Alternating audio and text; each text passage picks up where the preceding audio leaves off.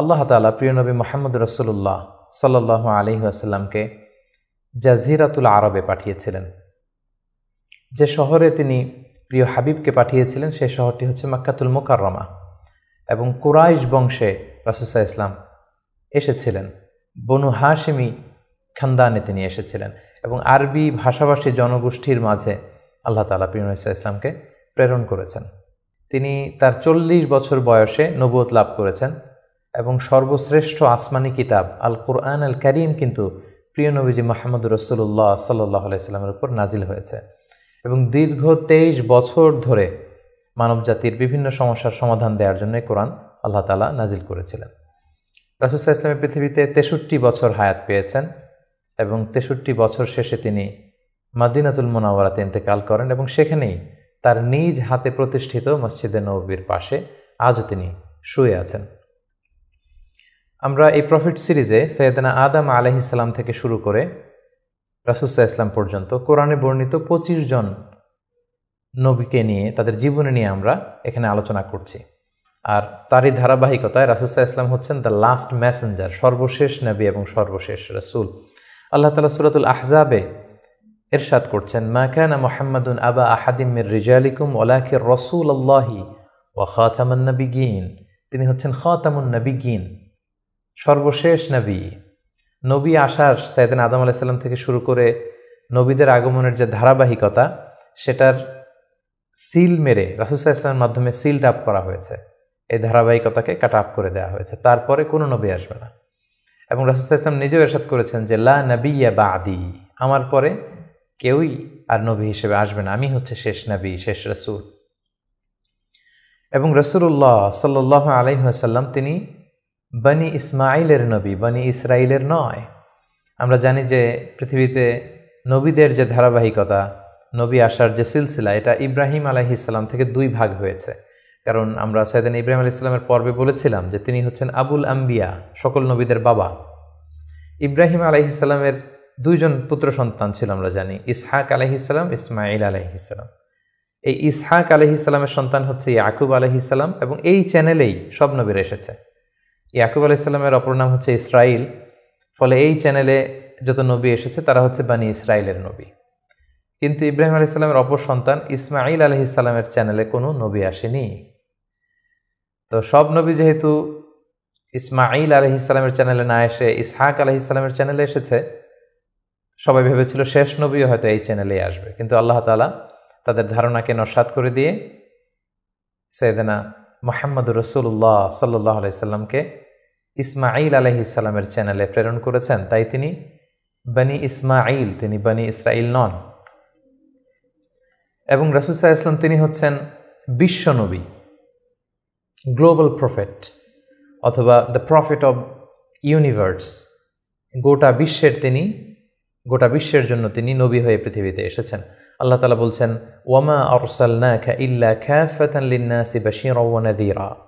অর্থাৎ হে নবী, আমি আপনাকে গোটা বিশ্ববাসীর জন্য, পুরো মানব মণ্ডলীর জন্য আপনাকে আমি সুসংবাদ দানকারী এবং ভীতি প্রদর্শনকারী হিসেবে প্রেরণ করেছি। এবং সহিহ বুখারীর বর্ণনায় আল্লাহর হাবিব সাল্লাল্লাহু আলাইহি ওয়াসাল্লাম ফরমান যে আমাকে আল্লাহ তাআলা এমন 5টি নেয়ামত দিয়েছেন যেটা অন্য কোনো নবীকে দেননি। এর মধ্যে একটা হচ্ছে, অন্যান্য সকল নবীকে আল্লাহ তাআলা বিশেষ জনপদের জন্য, বিশেষ জাতিগোষ্ঠীর জন্য নবী করে প্রেরণ করেছেন, কিন্তু আমাকে আল্লাহ তাআলা গোটা মানব মণ্ডলীর জন্য প্রেরণ করেছেন। রাসূল সাল্লাল্লাহু আলাইহি ওয়াসাল্লাম বলেন, ওয়া কানা নাবিয়্যু ইউবআসু ইলা কওমিহি খাসসা। নবীদেরকে তাদের নির্দিষ্ট কওমে, জাতির কাছে নবী হিসেবে পাঠানো হয়েছে।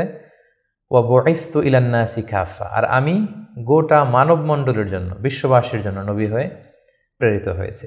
এবং রাসূলুল্লাহ সাল্লাল্লাহু আলাইহি ওয়াসাল্লামকে তিনি বলেছেন যে আমাকে শাফাআতের সুযোগ দেয়া হবে কিয়ামতের দিন, যে ভয়ঙ্করতম দিনে নবীরাও থারথার করে কাঁপতে থাকবে আল্লাহ তাআলার সামনে, একটি টু শব্দ করার সাহসটুকুন পাবে না, কোনো কথা বলার সাহস পাবে না।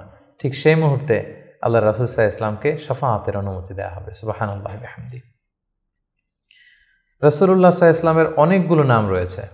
হাদিসে এসেছে যে রাসূল সাল্লাল্লাহু আলাইহি ওয়াসাল্লামের এক নাম হচ্ছে আল মাহি, আল আকিব, আল হাশির।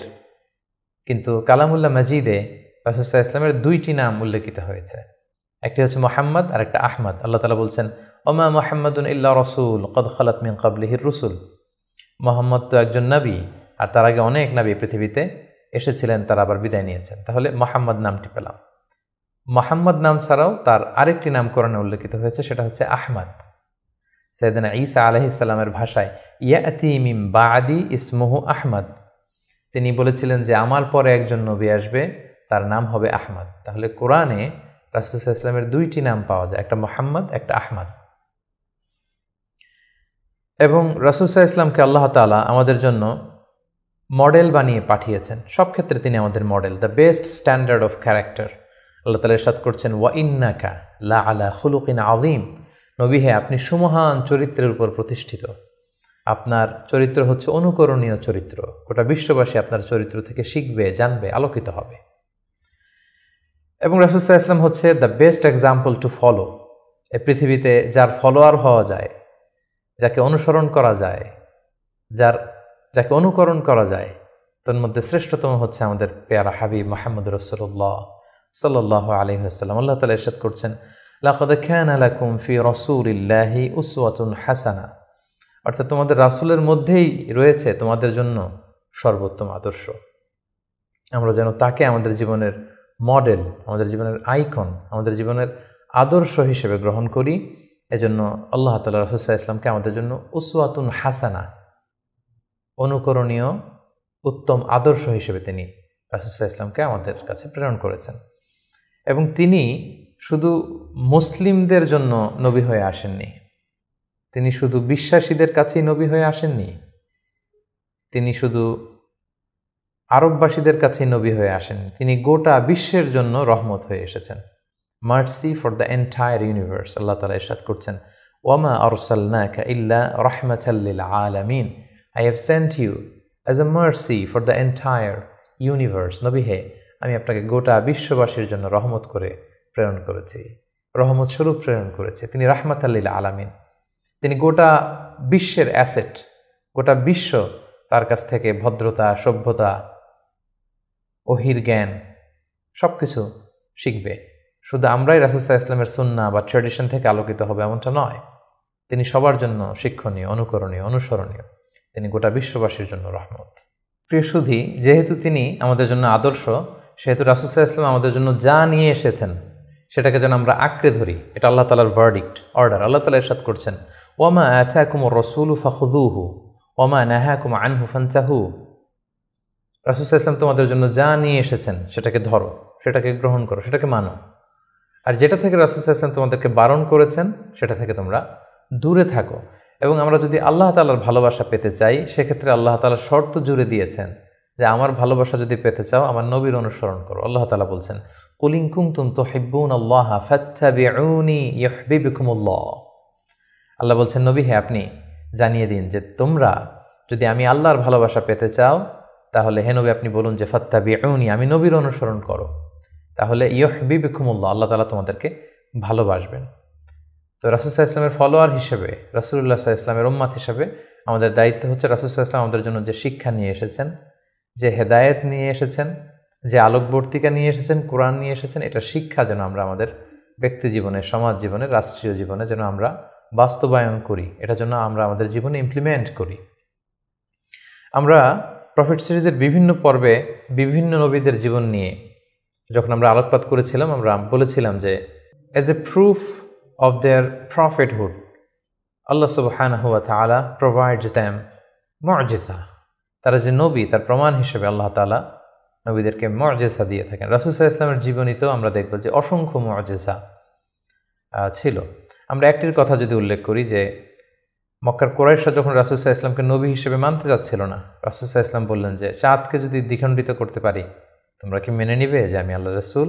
তারা বলল যে মেনে নিব। রাসূল সাল্লাল্লাহু আলাইহি ওয়াসাল্লাম আঙ্গুল উঁচু করলেন, চাঁদের দিকে ইঙ্গিত করলেন, চাঁদ দ্বিখণ্ডিত হয়ে দুই ভাগ হয়ে গেল। সুবহানাল্লাহ। আল্লাহ তাআলা সূরাতুল কমারে ইরশাদ করছেন, ইকতারাবাতিস সাআতু ওয়ানশাক্কাল কমর ওয়া ইন ইয়ারা আয়াতান ইউরিদু ওয়া ইয়াকুলু সিহরুম মুস্তামির। রাসূল সাল্লাল্লাহু আলাইহি ওয়াসাল্লাম চাঁদ দ্বিখণ্ডিত করে ফেললেন, কিন্তু এই চমৎকার এই মুজিজা দেখার পরেও তারা কিন্তু ঈমান আনলো না। তারা বলল, তুমি জাদু করেছো, চাঁদের মধ্যে ভেলকিবাজি করেছো, এমন বড় জাদুকর তুমি চাঁদের উপরও জাদুর প্রভাব খাটিয়েছো। এভাবে রাসূল ইসলাম যখনই কোরআনের আয়াত বলতেন, কোনো মুজিজা দেখাতেন, তারা হয়তো রাসূল ইসলামকে জাদুকর বলতো কখনো বলতো তুমি পাগল, কখনো বলতো তুমি কবি, কখনো বলতো তুমি গণক, নাউযুবিল্লাহি মিন যালিক। এভাবে রাসূল সাল্লাল্লাহু আলাইহি ওয়াসাল্লাম অনেকগুলো মুজিজা তার জীবনে আমরা দেখতে পাই, যেগুলো তার মধ্যে থেকে অন্যতম মুজিজা হচ্ছে তিনি চাঁদকে দ্বিখণ্ডিত করেছিলেন। এবং রাসূল সাল্লাল্লাহু আলাইহি ওয়াসাল্লাম জন্মের আগেই, যেগুলোকে মুবাশশিরাত বা ইরহাসাত বলে, নবী হওয়ার আগে এমন কিছু অলৌকিক ঘটনা, এরকম অনেক ঘটনা কিন্তু ঘটেছে। যেমন রাসূল সাল্লাল্লাহু আলাইহি ওয়াসাল্লামের প্রিয় মাতা আমেনা যখন গর্ভবতী ছিলেন, তখন তিনি দেখেছেন যে তার পেট থেকে একটা আলো বের হয়ে এটা শাম দেশের বড় বড় প্রাসাদগুলোকে আলোকিত করছে। এটা কিন্তু রাসূল সাল্লাল্লাহু আলাইহি ওয়াসাল্লাম যে পৃথিবীতে আসবেন তার আগাম একটা বার্তা। সম্মানিত সুধী, আমরা এই পর্যায়ে রাসূলুল্লাহ সাল্লাল্লাহু আলাইহি ওয়াসাল্লামের সরাসরি জীবনের দিকে যাব, ধারাবাহিক জীবন পরিক্রমা আলোচনা করব এবং বুঝবার সুবিধার্থে আমরা রাসূল সাল্লাল্লাহু আলাইহি ওয়াসাল্লামের পুরো জীবনীকে 3টি ভাগে ভাগ করেছি। তার প্রথম ভাগে আমি রাসূল সাল্লাল্লাহু আলাইহি ওয়াসাল্লামের জন্ম থেকে শুরু করে নবুয়ত পর্যন্ত এই 40 বছরের বর্ণনা দিব। সেক্ষেত্রে বয়স অনুসারে এই বর্ণনাটি দেয়া হবে। দ্বিতীয় ভাগে আমরা মক্কায় নবুয়তির যে 13 বছর, এই 13 বছরের বর্ণনা দিব। সেক্ষেত্রে নবুয়তির সন ভিত্তিক বর্ণনা দেওয়া হবে। এবং সবশেষে আমরা মদিনায় রাসূল সাল্লাল্লাহু আলাইহি ওয়াসাল্লাম যে 10টি বছর কাটিয়েছেন, তৃতীয় পর্বে বা তৃতীয় ভাগে আমরা সেটির বর্ণনা দিব, আর সেটা হবে হিজরি সন ভিত্তিক বর্ণনা। তাহলে সম্মানিত সুধী, আর কাল বিলম্ব না করে আমরা রাসূল সাল্লাল্লাহু আলাইহি ওয়াসাল্লামের বায়োগ্রাফির একেবারে মূল পর্বে চলে যাই। আমরা বলেছি যে প্রথম পর্বে আমরা রাসূল সাল্লাল্লাহু আলাইহি ওয়াসাল্লামের প্রথম 40টি বছরের বর্ণনা দিব, জন্ম থেকে শুরু করে নবী হওয়ার আগ পর্যন্ত।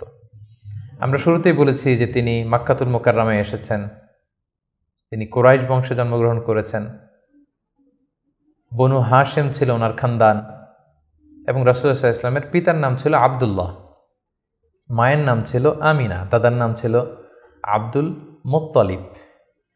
এবং দুঃখজনক হলেও সত্য যে রাসূলুল্লাহ সাল্লাল্লাহু আলাইহি সাল্লামের মাতা পিতার সংসার 7 দিনের বেশি ছিল না। মাত্র বিয়ের পরে তারা 7 দিনের মতো, 1 সপ্তাহের মতো সংসার করেছিলেন। সেই সাংসারিক জীবনেই রাসূল সাল্লাল্লাহু আলাইহি ওয়াসাল্লাম মায়ের গর্ভে এসেছেন। এবং রাসূল সাল্লাল্লাহু আলাইহি ওয়াসাল্লামের পিতা আব্দুল্লাহ তিনি ব্যবসার সফরে বেরিয়ে গিয়েছিলেন, ফেরবার পথে তিনি সেখানে ইন্তেকাল করেছেন। তখন রাসূল সাল্লাল্লাহু আলাইহি ওয়াসাল্লামের বয়স হচ্ছে মায়ের পেটের ভেতরে মাত্র 2 মাস। মায়ের পেটে থাকতেই তিনি বাবাহারা হয়েছেন। এবং তিনি জন্মগ্রহণ করেছেন যে বছরে, সেটাকে ঐতিহাসিকরা বলেছেন আমুল ফিল, অর্থাৎ আব্রাহার হস্তি বাহিনী যে বছর কাবা ধ্বংস করতে এসেছিলেন, ঠিক সেই বছর রবিউল আউয়াল মাসের 12 তারিখে সোমবার তিনি ওনার মা আমিনার কুলকে উজালা করে এই পৃথিবীতে এসেছেন, শুভাগমন করেছেন। এবং রাসূল সাল্লাল্লাহু আলাইহি ওয়াসাল্লামের আগমন এটা আমাদের জন্য আনন্দের, উচ্ছ্বাসের, ভালোবাসার। তিনি সর্বশেষ নবী, সর্বশেষ রাসূল হয়ে পৃথিবীতে আগমন করেছেন। রাসূলুল্লাহ সাল্লাল্লাহু আলাইহি ওয়াসাল্লাম সোমবার দিন জন্মগ্রহণ করেছেন, এটা নিয়ে ঐতিহাসিকদের মধ্যে কোনো মতভেদ নেই। কিন্তু তিনি কি রবিউল আউয়াল মাসের 12 তারিখে জন্মগ্রহণ করেছেন নাকি 2 তারিখে না 8 তারিখে, এই দিনগুলো নিয়ে ঐতিহাসিকরা মতভেদ করেছেন। তবে মাশহুর বা সবচেয়ে প্রসিদ্ধ মতামত হচ্ছে তিনি রবিউল আউয়াল মাসের 12 তারিখে জন্মগ্রহণ করেছেন আলাইহিস সালাতু ওয়াসসালাম। এবং রাসূলুল্লাহ সাল্লাল্লাহু আলাইহি ওয়াসাল্লামের এই জন্মের সালটাকে যদি আমরা খ্রিস্টাব্দ দিয়ে কনভার্ট করি, তাহলে সেটা ছিল 571 খ্রিস্টাব্দ। এবং আমরা জানি যে তৎকালীন সময়ে সম্ভ্রান্ত ফ্যামিলির লোকেরা তাদের সন্তানদেরকে ব্রেস্ট ফিডিং উইমেনদের কাছে দিয়ে দিত, দুধ মা, তারা এসে তাদেরকে নিয়ে যেত। এবং রাসূল সাল্লাল্লাহু আলাইহি ওয়াসাল্লামকে হালিমাতুস সাদিয়া নামে একজন নারী, যিনি তায়েফ থেকে আরও 70 কিলো দূরে বনু সাদ এলাকা থেকে এসে তারা রাসূল সাল্লাল্লাহু আলাইহি ওয়াসাল্লামকে রাসূল সাল্লাল্লাহু আলাইহি ওয়াসাল্লামের দাদা আব্দুল মুত্তালিবের কাছ থেকে নিয়ে গিয়েছিল দুধ খাওয়ানোর জন্য। এবং সেটা তারা করতো এ কারণে যে যেহেতু মক্কা শহর, এখানে অনেক ব্যবসায়ীরা আসে, অনেক লোক আসে, এখানে আরবি ভাষার অনেক আঞ্চলিকতার একটা মিক্স আপ হয়ে গিয়েছিল। তাই বেদুইন এলাকাতে, একেবারে মরুদ্যান, মরুভূমি আছে, এরকম এলাকাতে যেই ট্রাইবস বা কবিলাগুলো আছে, সেখানে যদি ছেলেমেয়েরা বড় হয়, তাদের যেমনি স্বাস্থ্য ভালো থাকে, তাদের ভাষাটা যেমনি পিওর হয়, আরবি মুবিন, সুস্পষ্ট আরবি ভাষায় তারা কথা বলতে পারে। সো সম্ভ্রান্ত এবং ট্র্যাডিশনাল ফ্যামিলির লোকজন এটাই করত। তার ধারাবাহিকতায় রাসূল সাল্লাল্লাহু আলাইহি ওয়াসাল্লামকে বনু সাদ গোত্র থেকে এসে হালিমাতুস সাদিয়া বনু সাদ গোষ্ঠীর কাছে নিয়ে গেল, যে তাকে লালন পালন করবে, কয়েক বছর দুধ খাওয়াবে। এটা ঘটেছিল তার জন্মের পরপরই। এবং রাসূল সাল্লাল্লাহু আলাইহি ওয়াসাল্লামের বয়স যখন 2 তখন অল্প কিছু দিনের জন্য হালিমাতুস সাদিয়া সেই বনু সাদ থেকে আবার মক্কায় নিয়ে এসেছিল, যাতে রাসূল সাল্লাল্লাহু আলাইহি ওয়াসাল্লামের মা আমিনা কিছুদিনের জন্য ছেলের সঙ্গ পান। কিছুদিন যখন আমিনা সঙ্গ পেল, তারপর আবার তাকে বনু সাদে নিয়ে যাওয়া হলো এবং রাসূলুল্লাহ সাল্লাল্লাহু আলাইহি ওয়াসাল্লাম হালিমাতুস সাদিয়ার দুগ্ধপান করতে লাগলেন। হালিমাতুস সাদিয়ার সন্তানদের সাথে মরুদ্যান, মরুভূমির সেই বেদুইন পরিবেশে বেড়ে উঠতে লাগলেন। সেখানকার যে পিওর ল্যাঙ্গুয়েজ আছে, আরবি ভাষা শিখতে লাগলেন। এবং রাসূল সাল্লাল্লাহু আলাইহি ওয়াসাল্লামের বয়স যখন 4 তখন তার প্রথম শাক্কে সাদর হয়েছে, যেটাকে সিনা চাক বলে, ওপেন হার্ট সার্জারি। রাসূল সাল্লাল্লাহু আলাইহি ওয়াসাল্লামের জীবনে মোট 3 বার এটা ঘটেছিল। বয়স যখন 4 তখন একবার, ওহী নাজিলের সময় একবার, মেরাজ যখন তিনি গিয়েছিলেন তখন একবার। রাসূল সাল্লাল্লাহু আলাইহি ওয়াসাল্লাম মরুভূমিতে বনু সাদ গোষ্ঠীর ছোট ছেলেদের সাথে খেলাধুলা করছিলেন। হঠাৎ জিবরাইল আলাইহিস সালাম এসে রাসূল সাল্লাল্লাহু আলাইহি ওয়াসাল্লামকে এক পাশে নিয়ে গলা থেকে শুরু করে নাভি পর্যন্ত ছিঁড়ে রাসূল সাল্লাল্লাহু আলাইহি ওয়াসাল্লামের হৃদয়টাকে বের করে জামজামের পানি দিয়ে ধৌত করে আবার ভেতরে ঢুকিয়ে দিলেন। এই জায়গাটাকে আবার মিলিয়ে ফেললেন, যেটা আধুনিক সময়ে আমরা এটাকে ওপেন হার্ট সার্জারি বলি। এই দৃশ্য হালিমাতুস সাদিয়ার ছেলেমেয়েরা দেখে ভয়ে দৌড়াতে লাগলো। মায়ের কাছে যেয়ে বলল, আমাদের কোরাইশি ভাই বোধহয় মারা গিয়েছে। হালিমাতুস সাদিয়া বিচলিত হয়ে আসলেন, দেখলেন যে না, মারা যায়নি। মুহাম্মদ, শিশু মুহাম্মদ, তিনি বিচলিত অবস্থায় আছেন। তারা ভয় পেয়ে গেলেন এবং ভাবলেন যে না, এই ছেলের যদি কিছু হয়ে যায় তাহলে তো এর দায়ভার আমার উপর আসবে, আমরা দিয়ে আসবো মুহাম্মদকে। রাসূল সাল্লাল্লাহু আলাইহি ওয়াসাল্লামের বয়স যখন 5 তখন হালিমাতুস সাদিয়া রাসূল সাল্লাল্লাহু আলাইহি ওয়াসাল্লামকে নিয়ে, ছোট্ট মুহাম্মদ সাল্লাল্লাহু আলাইহি ওয়াসাল্লামকে নিয়ে তার মায়ের কাছে দিয়ে আসলেন।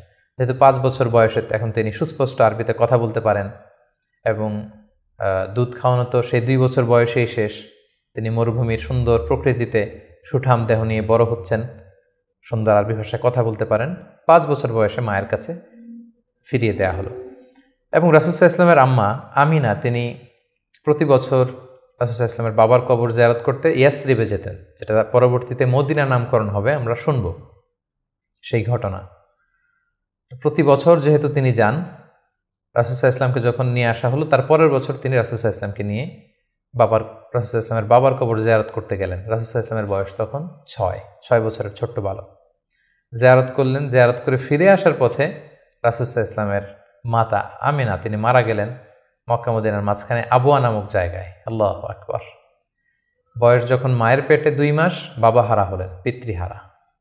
বয়স যখন মাত্র 6, মাতৃহারা, এখন কমপ্লিট ইয়াতিম মুহাম্মদ সাল্লাল্লাহু আলাইহি ওয়াসাল্লাম, বাবা মা হারা। তখন সাথে উম্মে আইমান নামে একজন দাসী ছিল, যিনি রাসূল সাল্লাল্লাহু আলাইহি ওয়াসাল্লামকে খুব ভালোবাসতেন, মায়ের কষ্ট বুঝতে দেননি। সেখান থেকে নিয়ে দাদার কাছে মক্কায় চলে আসলেন এবং রাসূল সাল্লাল্লাহু আলাইহি ওয়াসাল্লাম পরবর্তীতে বলেছিলেন, উম্মে আইমান ইয়া উম্মি বা'দা উম্মি, আমার মায়ের পরে উম্মে আইমানই আমার মা। সুবহানাল্লাহ। মক্কাতে যখন নিয়ে আসা হলো রাসূল সাল্লাল্লাহু আলাইহি ওয়াসাল্লামকে, শিশু মুহাম্মদকে, তখন তার দাদা আব্দুল মুত্তালিব তার দেখভালের দায়িত্ব নিলেন। কিন্তু অবাক করা কাণ্ড হচ্ছে, রাসূল সাল্লাল্লাহু আলাইহি ওয়াসাল্লাম যখন মাত্র 8 বছর বয়সে উপনীত হলেন, তার দাদাও ইন্তেকাল করলেন। এবার মাও নেই, বাবাও নেই, দাদাও নেই। ঠিক তখন রাসূল সাল্লাল্লাহু আলাইহি ওয়াসাল্লাম তার চাচা আবু তালেবের কাছে মানুষ হতে লাগলেন।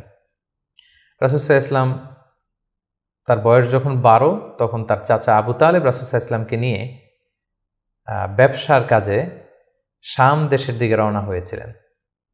আমরা সেখানে বুহাইরা আর রাহেব, যে খ্রিস্টান পাদ্রী, তার গুরু পাদ্রীর কাছে শুনেছিলেন যে শেষ জামানার নবী তার শৈশব বয়সে বা কৈশোর বয়সে এই মরুভূমির পাশ দিয়ে যাবে। এটা শোনার পর থেকে বুহাইরা বছরের পর বছর এখানে ধ্যানমগ্ন থাকতো এবং অপেক্ষা করত।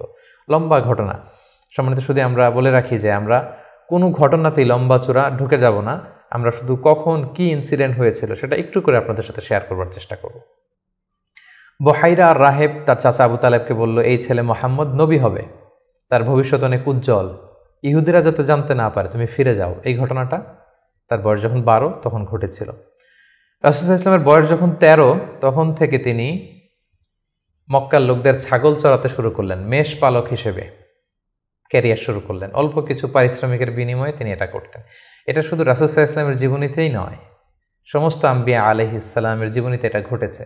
সেই বুখারীর বর্ণনা, প্রিয় নবী বলেন, মা বা'আসাল্লাহু নাবিয়্যান ইল্লা রাআল গানাম এই পৃথিবীতে আল্লাহ এমন কোনো নবী পাঠাননি যাদেরকে দিয়ে আল্লাহ মেষ চড়াননি। সুবহানাল্লাহ, রাসূল ইসলাম এটা শুরু করেছিলেন। রাসূল ইসলামের বয়স যখন 20, তো তখন তিনি তরুণ যুবক। ওই বয়সে তিনি হিলফুল ফুজুল সংগঠন করেছিলেন, আরবিতে যেটাকে বলা হয় হালাফুল ফুদুল বা হালাফুল মুত্তাইয়িবিন, যুব সংগঠন করেছিলেন। এটার উদ্দেশ্য কী ছিল? যাতে মক্কাতে কেউ মাজলুম না হয়। এক লোক তার পণ্য বিক্রি করেছে, মক্কার এক সম্ভ্রান্ত লোক পণ্য কিনে টাকা দিতে চায়নি। সে পাহাড়ে উঠে চিৎকার করে বলল, মক্কায় কি এমন ন্যায়পরায়ণ কেউ নেই যে আমার টাকাটা উদ্ধার করে দিতে পারে? রাসূল ইসলাম এই দৃশ্য দেখে কষ্ট পেলেন। তিনি প্রায় এরকম দৃশ্য দেখতেন যে জালিমরা অসহায় গরিব লোকদেরকে মক্কায় এভাবে ঠকাচ্ছে। তিনি তার চাচা আর জুবাইর ইবনে আব্দুল মুত্তালিব সহ ওনাদের সমবয়স্ক ইয়াংদেরকে নিয়ে একটা সোসাইটি করলেন। এই সোসাইটির নাম তারা দিলেন হালাফুল ফুদুল, যেটা বাংলায় আমরা হিলফুল ফুজুল বলি। এবং তারা এই সংগঠনের নাম দিয়েছিলেন হালাফুল মুত্তাইয়িবিন। বেসিকলি তারা, আরব দেশের ট্রেডিশন ছিল, তারা যখন সংঘবদ্ধ হতো তারা এক গামলা রঙের ভেতরে হাত ঢুকিয়ে দিয়ে তারা পাথরের মধ্যে হাতের ছাপ দিত। সবাই এভাবে হাতের ছাপ দিয়ে তারা প্রমাণ দিত যে আমরা ঐক্যবদ্ধ, সংঘবদ্ধ আছি। তো এভাবে রাসূল সাল্লাল্লাহু আলাইহি ওয়াসাল্লাম যখন এই যুব সংগঠন করলেন, তখন আর জালিমরা সাহস পেল না গরিবদেরকে ঠকাতে, এবং তারা গরিবদের হক এভাবে উদ্ধার করে দিত। সুবহানাল্লাহ বিহামদি। রাসূল সাল্লাল্লাহু আলাইহি ওয়াসাল্লামের বয়স যখন 25, তখন তিনি দ্বিতীয়বারের জন্য মক্কার বাইরে গেলেন। শাম দেশে তিনি ব্যবসায়িক কাজে গেলেন, এবং সেটা ছিল মূলত খাদিজাতুল কুবরা রাদিয়াল্লাহু তাআলা আনহা, যিনি মক্কার একজন সম্ভ্রান্ত নারী ছিলেন। তিনি সম্পদ বা অর্থ ইনভেস্ট করেছিলেন, এবং রাসূল সাল্লাল্লাহু আলাইহি ওয়াসাল্লাম তার হয়ে তার প্রোডাক্টগুলো নিয়ে বিক্রির জন্য গিয়েছিলেন। এবং তিনি সফর শেষে অঢেল সম্পদ, অঢেল অর্থ করে তিনি প্রফিট করে দিয়েছিলেন অন বিহাফ অফ খাদিজা রাদিয়াল্লাহু তাআলা আনহা। এবং খাদিজা রাদিয়াল্লাহু তাআলা আনহা এটা দেখে খুব খুশি হয়েছিলেন, এবং রাসূল সাল্লাল্লাহু আলাইহি ওয়াসাল্লামের যে পোর্শন সেটাও রাসূল সাল্লাল্লাহু আলাইহি ওয়াসাল্লাম পেয়েছিল। এই সফরে, এই ব্যবসায়িক সফরে খাদিজা রাদিয়াল্লাহু তাআলা আনহার একজন দাসী ছিল, নাম মাইসারা। তিনি ছিলেন সফর সঙ্গে, কাফেলার মধ্যে তিনিও ছিলেন। সফর শেষে যখন রাসূল সাল্লাল্লাহু আলাইহি ওয়াসাল্লাম অনেক লাভ করে, প্রফিট করে ফিরলেন, তখন খাদিজা রাদিয়াল্লাহু তাআলা আনহা খুব খুশি হলেন। এবং মাইসারা তখন খাদিজাকে জানান দিল যে, খাদিজা, এই মানুষ মুহাম্মদ কোনো সাধারণ মানুষ নন। খাদিজা বললেন, তাই নাকি? কি দেখেছ তুমি এই থ্রু আউট দ্য জার্নি, এই পুরো সফরে তুমি কি খেয়াল করেছো? তিনি বললেন যে মুহাম্মাদের চলন বলন কথা এটা আলাদা, অন্য সবার চেয়ে, কাফেলার প্রত্যেকটা পুরুষের চেয়ে আলাদা। তিনি অন্যরকম, তিনি সাধারণ কোনো মানুষ নন, অসাধারণ একজন মানুষ। তার কথা বার্তা, তার চলা ফেরা, তার আচরণ, তার ডিলিংস, তার বুদ্ধিমত্তা অসাধারণ। মাইসারা যখন এই কথা বলল, তখন খাদিজাতুল কুবরা তিনি রাসূল সাল্লাল্লাহু আলাইহি ওয়াসাল্লামের প্রতি আকৃষ্ট হলেন। তার একজন কাছের বান্ধবীর কাছে শেয়ার করলেন। তারা সবাই মিলে রাসূল সাল্লাল্লাহু আলাইহি ওয়াসাল্লামের চাচাদের কাছে যেয়ে বললেন যে, রাসূল সাল্লাল্লাহু আলাইহি ওয়াসাল্লামকে খাদিজা পছন্দ করে, আমরা বিয়ের ব্যাপারে ভাবতে পারি কিনা। চাচারা রাসূল সাল্লাল্লাহু আলাইহি ওয়াসাল্লামকে জানালেন, রাসূল সাল্লাল্লাহু আলাইহি ওয়াসাল্লাম এগ্রি করলেন। এই 25 বছর বয়সে রাসূল সাল্লাল্লাহু আলাইহি ওয়াসাল্লাম তার প্রথম বিয়েটি সম্পন্ন করলেন, আলহামদুলিল্লাহ। এবং রাসূল সাল্লাল্লাহু আলাইহি ওয়াসাল্লাম 20টি উট দিয়েছিলেন as a dowry, as a মাহার। বিয়ের মাহার হিসেবে খাদিজা রাদিয়াল্লাহু তাআলা আনহাকে 20টা উট দিয়েছিলেন। রাসূল সাল্লাল্লাহু আলাইহি ওয়াসাল্লামের বয়স যখন 30, খাদিজা রাদিয়াল্লাহু তাআলা আনহা রাসূল সাল্লাল্লাহু আলাইহি ওয়াসাল্লামের ঘরকে উজালা করে তার প্রথম সন্তান, কন্যা সন্তান জন্মগ্রহণ করলো, জাইনাব। রাসূল সাল্লাল্লাহু আলাইহি ওয়াসাল্লামের বয়স যখন 33, দ্বিতীয় কন্যা সন্তান রুকাইয়া জন্মগ্রহণ করলো। রাসূল সাল্লাল্লাহু আলাইহি ওয়াসাল্লামের বয়স যখন 34, তৃতীয় কন্যা সন্তান উম্মে কুলসুম আসলো। রাসূল সাল্লাল্লাহু আলাইহি ওয়াসাল্লামের বয়স যখন 35, ফাতেমা রাদিয়াল্লাহু তাআলা আনহা তিনি জন্মগ্রহণ করলেন। এবং তখন কাবা ঘরের একটা রিনোভেশন হলো। আগুন লেগে বন্যার পানিতে কয়েকবার কাবা ধ্বংস হয়ে গিয়েছিল। ঠিক সেই সময়তে রাসূল সাল্লাল্লাহু আলাইহি ওয়াসাল্লামের বয়স যখন 35, কাবাকে আবার রিবিল্ড অফ কাবা বা রিনোভেশন অফ কাবা করা হয়েছিল। ইব্রাহিম আলাইহিস সালামের যে ভিত্তির উপর কাবা তৈরি করেছিলেন, সেই ভিত্তি ঠিক রেখে পাথর এনে কাবা নির্মাণ করা হয়েছিল। এবং হাজরা আসওয়াদ নিয়ে একটা দ্বন্দ্ব লেগেছিল, কে রাখবে এই জান্নাতি পাথর। 4টা গ্রুপ হয়ে গিয়েছিল। পরবর্তীতে রাসূল সাল্লাল্লাহু আলাইহি ওয়াসাল্লাম এটার সমাধান দিয়েছিলেন। রাসূলুল্লাহ সাল্লাল্লাহু আলাইহি ওয়াসাল্লামের বয়স যখন 37 বছর, তখন থেকে তিনি একাকী নির্জনে ইবাদত করতেন, ধ্যানমগ্ন থাকতেন। হুব্বিবা ইলাইহিল খালা, নিঃসঙ্গত তার কাছে প্রিয় করে দেয়া হলো।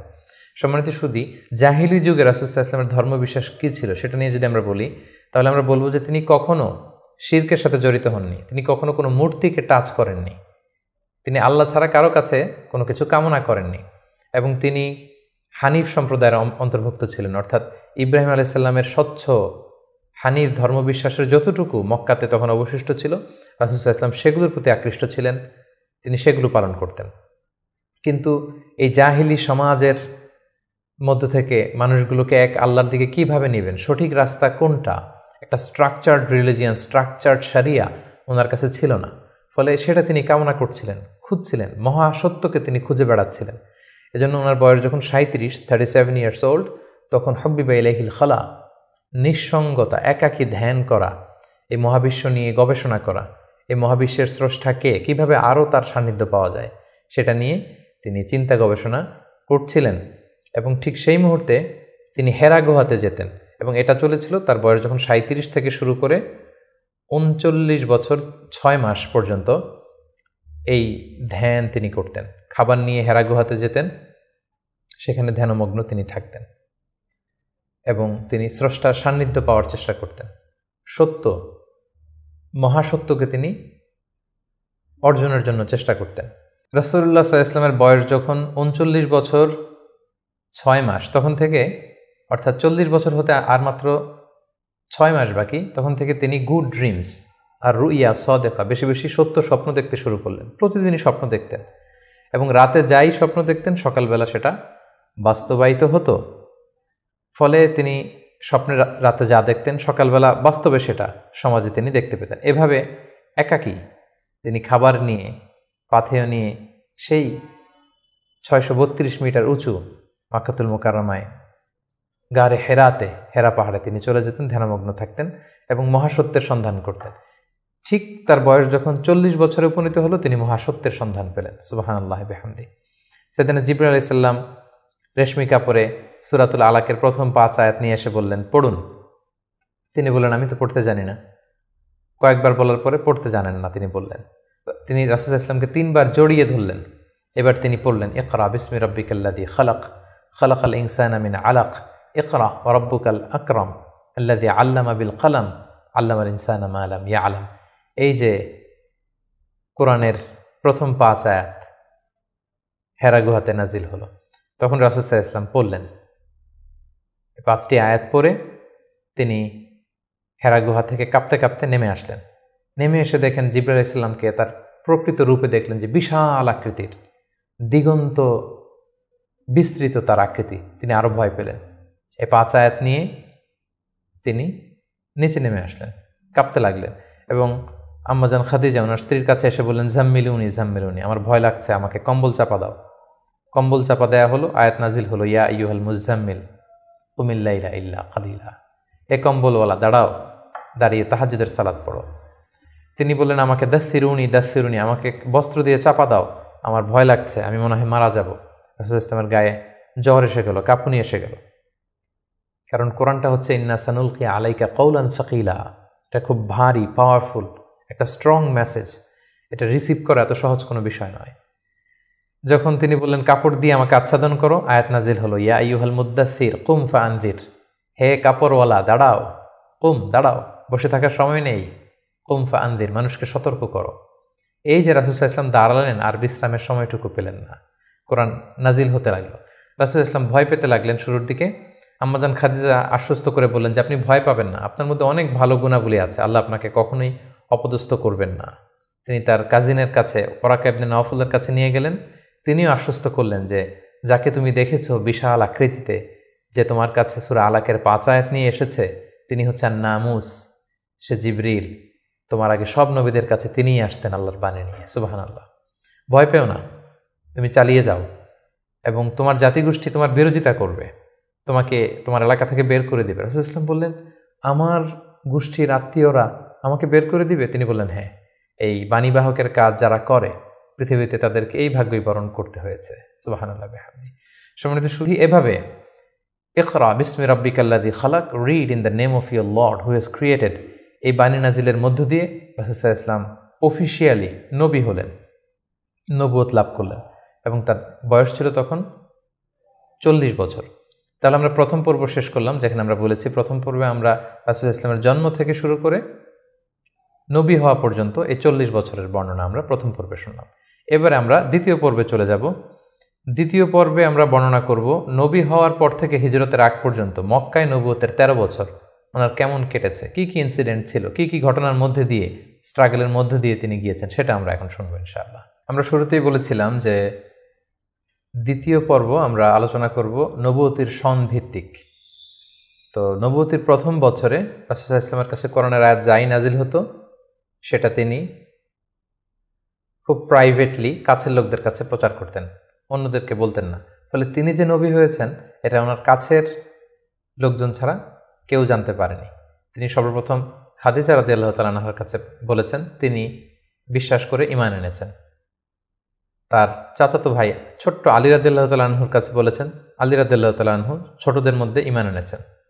দাসদের মধ্যে থেকে প্রথম যায়েদ ইবনে হারেসা, যিনি রাসূল সাল্লাল্লাহু আলাইহি ওয়াসাল্লামের পালক পুত্রের মর্যাদায় ছিলেন, তিনি ঈমান এনেছেন। সবচাইতে কাছের ঘনিষ্ঠ বন্ধু আবু বকর রাদিয়াল্লাহু তাআলা আনহুর কাছে বলেছেন, তিনিও ঈমান এনেছেন। এবং রাসূল সাল্লাল্লাহু আলাইহি ওয়াসাল্লাম গোপনে, অর্থাৎ যেটাকে বলা হয় প্রাইভেট দাওয়া, তিনি টার্গেট ভিত্তিক কাছের ঘনিষ্ঠ আমানতদার যাকে তিনি রিলাই করতে পারেন তাদের কাছে তিনি বলতে আরম্ভ করলেন এবং তারা গোপনে গোপনে প্রাইভেটলি রাসূল সাল্লাল্লাহু আলাইহি ওয়াসাল্লাম ডাকে সাড়া দিয়ে ঈমান আনলো, মুসলিম হতে আরম্ভ করলো। সুবহানাল্লাহ। এভাবে 3 বছর তিনি প্রাইভেট দাওয়া দিয়েছেন মক্কায়।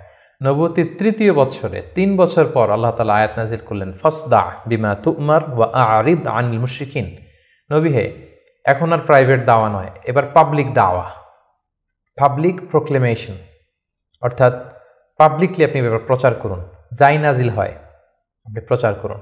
এবার রাসূল সাল্লাল্লাহু আলাইহি ওয়াসাল্লাম প্রচার করতে আরম্ভ করলেন পাবলিকলি। তিনি পাবলিকলি তাওহীদের দাওয়াত দিতে শুরু করলেন, রিসালাতের দাওয়াত দিতে শুরু করলেন, আখিরাতের দাওয়াত দিতে শুরু করলেন। যখনই তিনি পাবলিকলি দাওয়াত দিতে শুরু করলেন তখনই বিরোধিতা শুরু হলো, নানা ধরনের বাধা বিপত্তি আসতে শুরু করলো। তিনি পাহাড়ের চূড়ায় যেয়ে বললেন, হে মক্কাবাসী, হে আমার গোষ্ঠীর লোকেরা, আমি যদি বলি যে এই পাহাড়ের পেছনে একদল ঘোড়সাওয়ার আক্রমণ করার জন্য বসে আছে, বিশ্বাস করবে আমার কথা? সবাই বললো, হ্যাঁ অবশ্যই করব, কারণ মা জাররাবনা মিনকা ইল্লা সিদখান, আমরা জীবনে তো মুহাম্মদ তোমার কাছ থেকে কোনোদিন মিথ্যা বলতে শুনি নাই, তুমি যা বলবে তাই বিশ্বাস করব। তখন রাসূল সাল্লাল্লাহু আলাইহি ওয়াসাল্লাম বললেন, তাহলে জেনে রেখো, আমাকে যদি নবী হিসেবে না মানো, আখিরাতে যদি বিশ্বাস না করো, আল্লাহকে যদি একক একমাত্র রব হিসেবে না মানো, তোমাদের জন্য কঠিন শাস্তি অপেক্ষা করছে।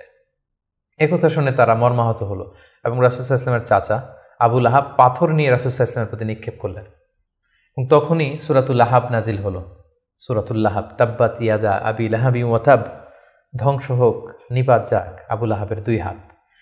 কিন্তু রাসূল সাল্লাল্লাহু আলাইহি ওয়াসাল্লাম থামলেন না, তিনি দাওয়াত দিতে লাগলেন এবং মক্কার গরিব শ্রেণীর যেই লোকেরা আছে, কর্মচারী, শ্রমজীবী, খেটে খাওয়া মানুষ, দাস, তারা রাসূল সাল্লাল্লাহু আলাইহি ওয়াসাল্লামের দাওয়াতে সাড়া দিয়ে মুসলমান হতে লাগলো, তাদের সংখ্যা বাড়তে লাগলো এবং তাদের উপর অত্যাচার আরম্ভ হয়ে গেল। নবুয়তির 5ম বৎসরে এই ক্ল্যাশ, এই সংঘাত মারাত্মক আকারে রূপ নিল। কোথাও বেলাল রাদিয়াল্লাহু তাআলা আনহুকে পিটিয়ে আহত করা হচ্ছে, কোথাও খাব্বাব রাদিয়াল্লাহু তাআলা আনহুকে, কোথাও খুবাইব রাদিয়াল্লাহু তাআলা আনহুকে, কখনো আম্মার ইবনে ইয়াসারকে, কখনো সুমাইয়া রাদিয়াল্লাহু তাআলা আনহাকে। তাদেরকে নানাভাবে নির্যাতন, অত্যাচার শুরু করা হলো এবং উপায়ন্তর না দেখে নবুয়তির 5ম বছর রাসূল সাল্লাল্লাহু আলাইহি ওয়াসাল্লাম বললেন যে না, এভাবে অত্যাচারের মধ্য দিয়ে যাওয়া যায় না। আমি শুনেছি যে নাজ্জাশীর বাদশাহ, ইথিওপিয়াতে হাবাসাতে একজন বাদশাহ আছে, ইমামুন আদিল, এ জাস্ট কিং, তার কাছে কেউ নাকি অত্যাচারিত হয় না, তোমরা সেখানে হিজরত করো। নবুয়তির 5ম বৎসর একটা বিশাল সংখ্যক মুসলিম সাহাবী তারা আবিসিনিয়াতে হিজরত করলো এবং এই বছরই পাপিষ্ঠ আবু জাহাল বর্ষার আঘাতে ইসলামের প্রথম নারী শাহিদা সুমাইয়া রাদিয়াল্লাহু তাআলা আনহাকে তিনি শহীদ করে দিয়েছিলেন, হত্যা করেছিলেন। এভাবে খুব কঠিন মুহূর্ত যখন যাচ্ছিল মুসলিমদের উপর, মুসলিমদের একটা অংশ আবিসিনিয়াতে হিজরত করলো, রাসূল সাল্লাল্লাহু আলাইহি ওয়াসাল্লাম অন্যান্যদেরকে নিয়ে কষ্ট সহ্য করেও মক্কাতে অবস্থান করলেন।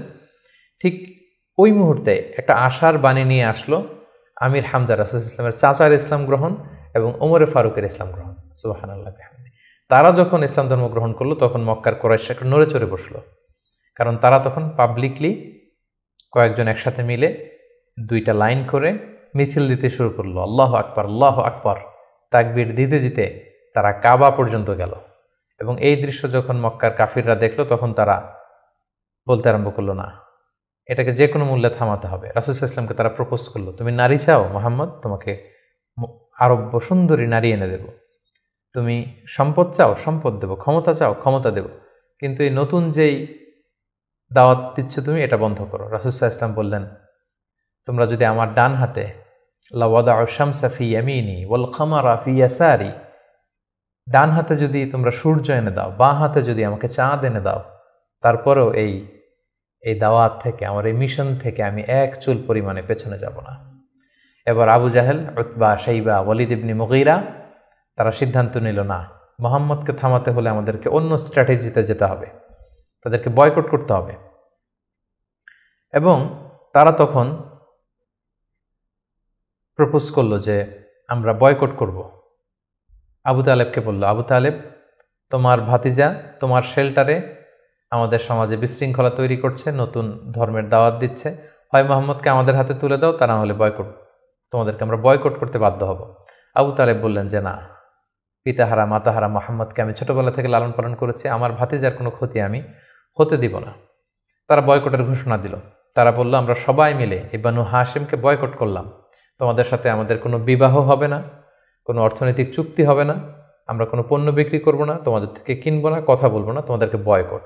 3 বছর শিআবে আবি তালেবে রাসূল সাল্লাল্লাহু আলাইহি ওয়াসাল্লামের চাচা এবং মুসলিমরা এই বয়কটের মধ্যে ছিলেন।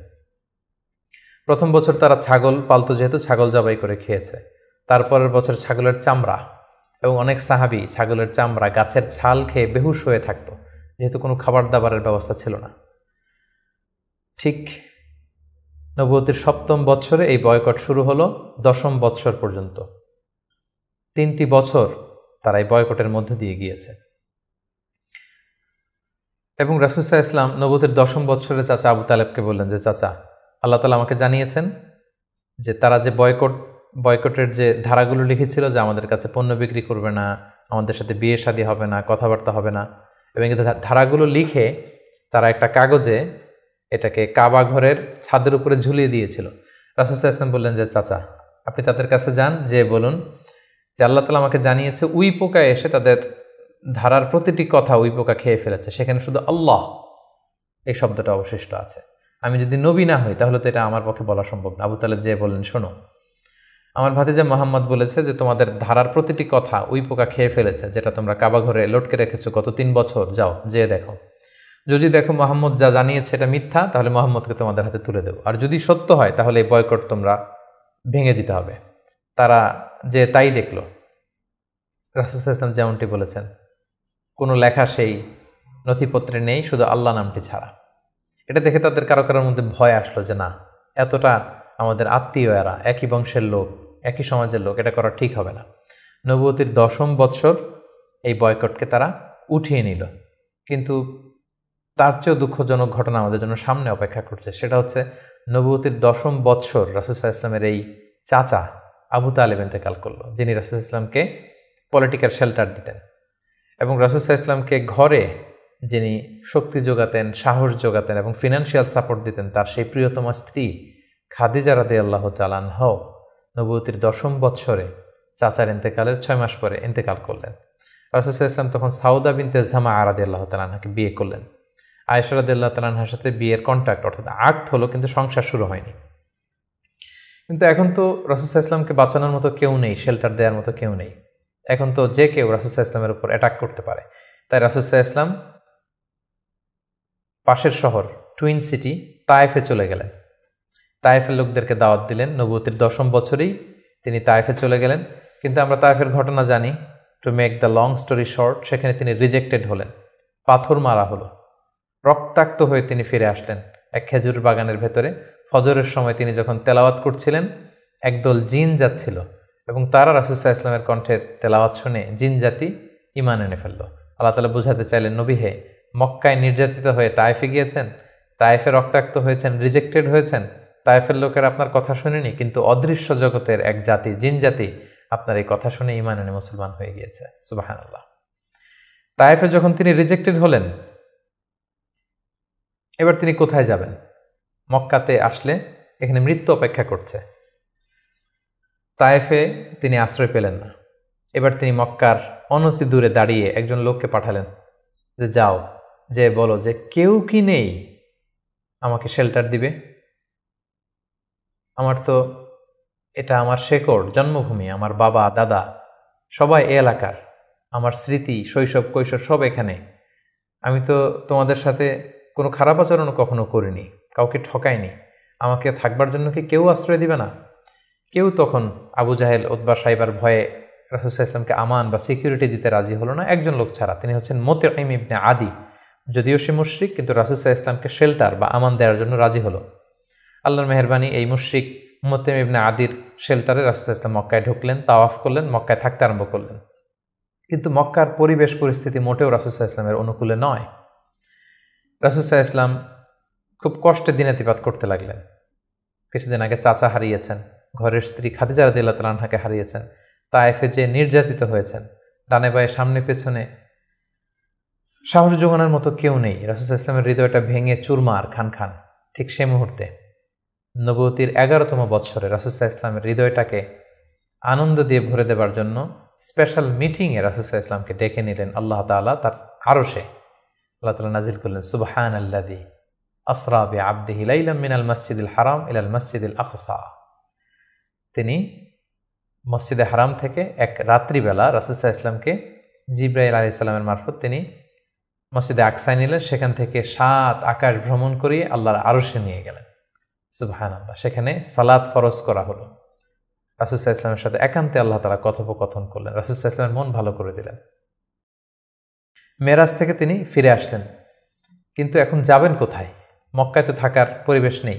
তখন তিনি ওনার গ্লোবাল নেভিগেশন এটা বাড়ানোর জন্য ট্রাই করলেন যে ফরেন লোক আমি পাই কিনা, যে বিদেশে কোথাও যেয়ে থাকা যায় কিনা প্রবাসে।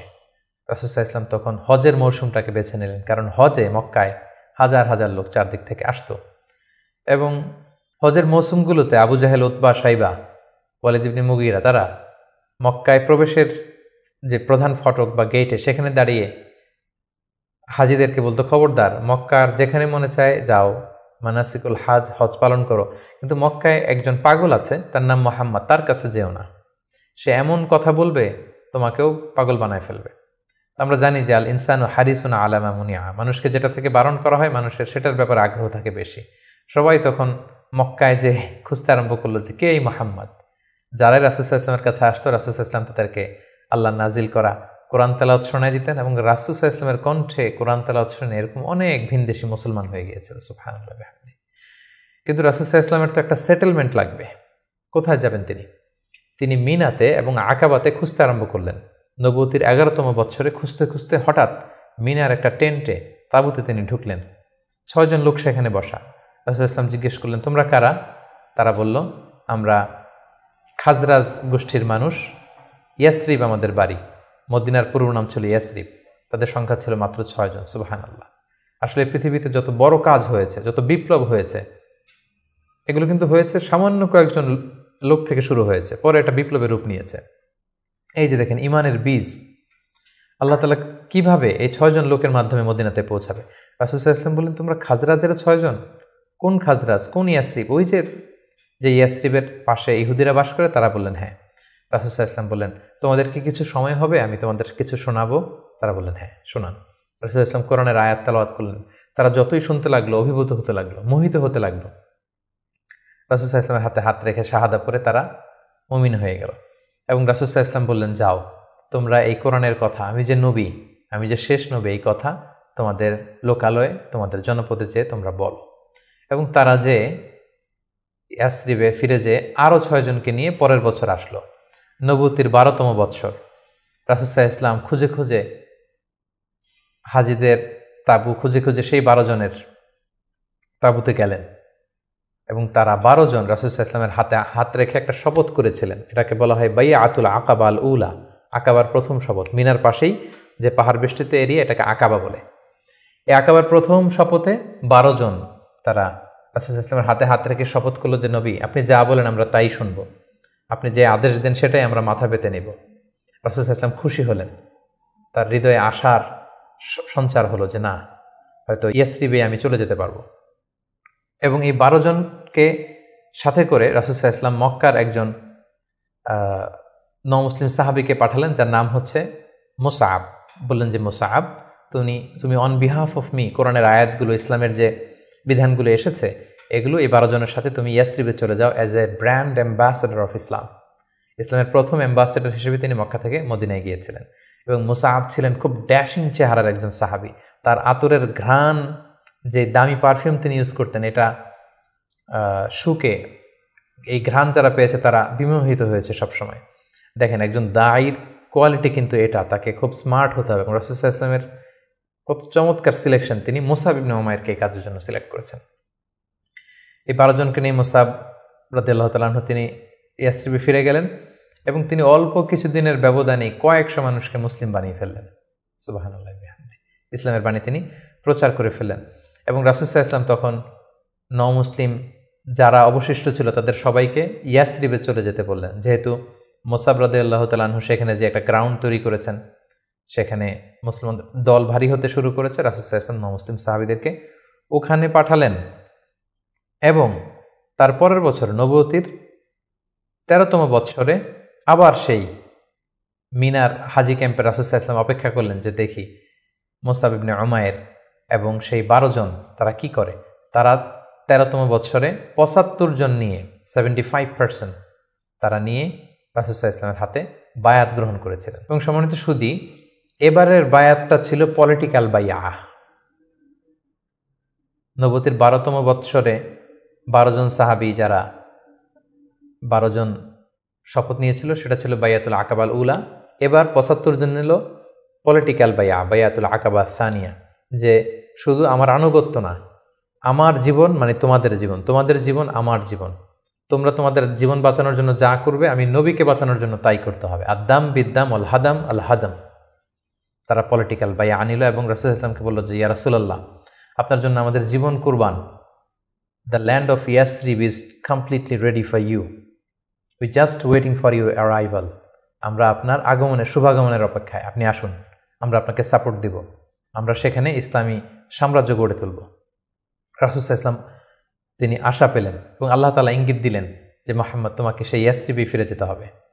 রাসূল সাল্লাল্লাহু আলাইহি ওয়াসাল্লাম বললেন, তোমাদের মধ্য থেকে আমি 12 জনকে নাকিব বানাতে চাই, 12 জন লিডার, তোমরা যে ইসলাম প্রচার করবে। তারা গেল এবং ঠিক এই বাইআতুল আকাবা সানিয়ার 2.5 মাস পরে রাসূলুল্লাহ সাল্লাল্লাহু আলাইহি ওয়াসাল্লাম হিজরত করলেন। হিজরতের ব্যাপারে আমার বিভিন্ন আলোচনাতে আমরা সেখানে ফুটিয়ে তুলেছি। আজকের এই পর্বে, যেহেতু এটা একটা সংক্ষিপ্ত পর্ব এবং এক পর্বে আমরা পুরো জীবনীকে কভার করতে চাচ্ছি, আমরা হিজরত নিয়ে বিস্তারিত আলোচনা করতে পারছি না। প্রিয় সুধী, এবার আমরা রাসূল সাল্লাল্লাহু আলাইহি ওয়াসাল্লামের জীবনীর তৃতীয় পর্ব বা তৃতীয় ভাগ শুরু করব, যেটা আমরা বলেছিলাম হিজরতের পর থেকে শুরু করে ইন্তেকাল পর্যন্ত। রাসূল সাল্লাল্লাহু আলাইহি ওয়াসাল্লাম হিজরত করে সেদিন আবু বকর রাদিয়াল্লাহু তাআলা আনহুকে নিয়ে মদিনায় আসলেন। মদিনাবাসী আনন্দিত, উচ্ছ্বসিত, উদ্বেলিত রাসূল সাল্লাল্লাহু আলাইহি ওয়াসাল্লামকে পেয়ে। রাসূল সাল্লাল্লাহু আলাইহি ওয়াসাল্লাম প্রথমে এসেই কোবা একটা এলাকা আছে, কোবা পল্লীতে তিনি কয়েকদিন থাকলেন এবং সেখানে একটা ছোট্ট মসজিদ নির্মাণ করলেন। তারপর তিনি মদিনাতে গেলেন। আসলে জায়গাটা ছিল ইয়াসরিব, তিনি যে জায়গাটার নাম পরিবর্তন করে মাদিনা করলেন, মাদিনাতুন নবী বা তাইবা, পবিত্র নগরী। সেখানে যে ইয়াসরিবে যেও তিনি একটি মসজিদ প্রতিষ্ঠা করলেন, যে মসজিদটা হচ্ছে মসজিদে নববী, নবীর প্রতিষ্ঠিত মসজিদ। এবং এই মসজিদে তিনি 10 বছর ইমামতি করেছেন। এই মসজিদটাই ওনার সব কিছু ছিল।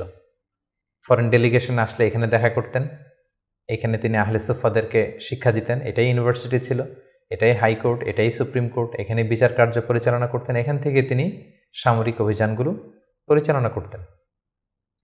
মদিনাতে তিনি এসে দেখলেন যে মদিনাতে হিজরত করা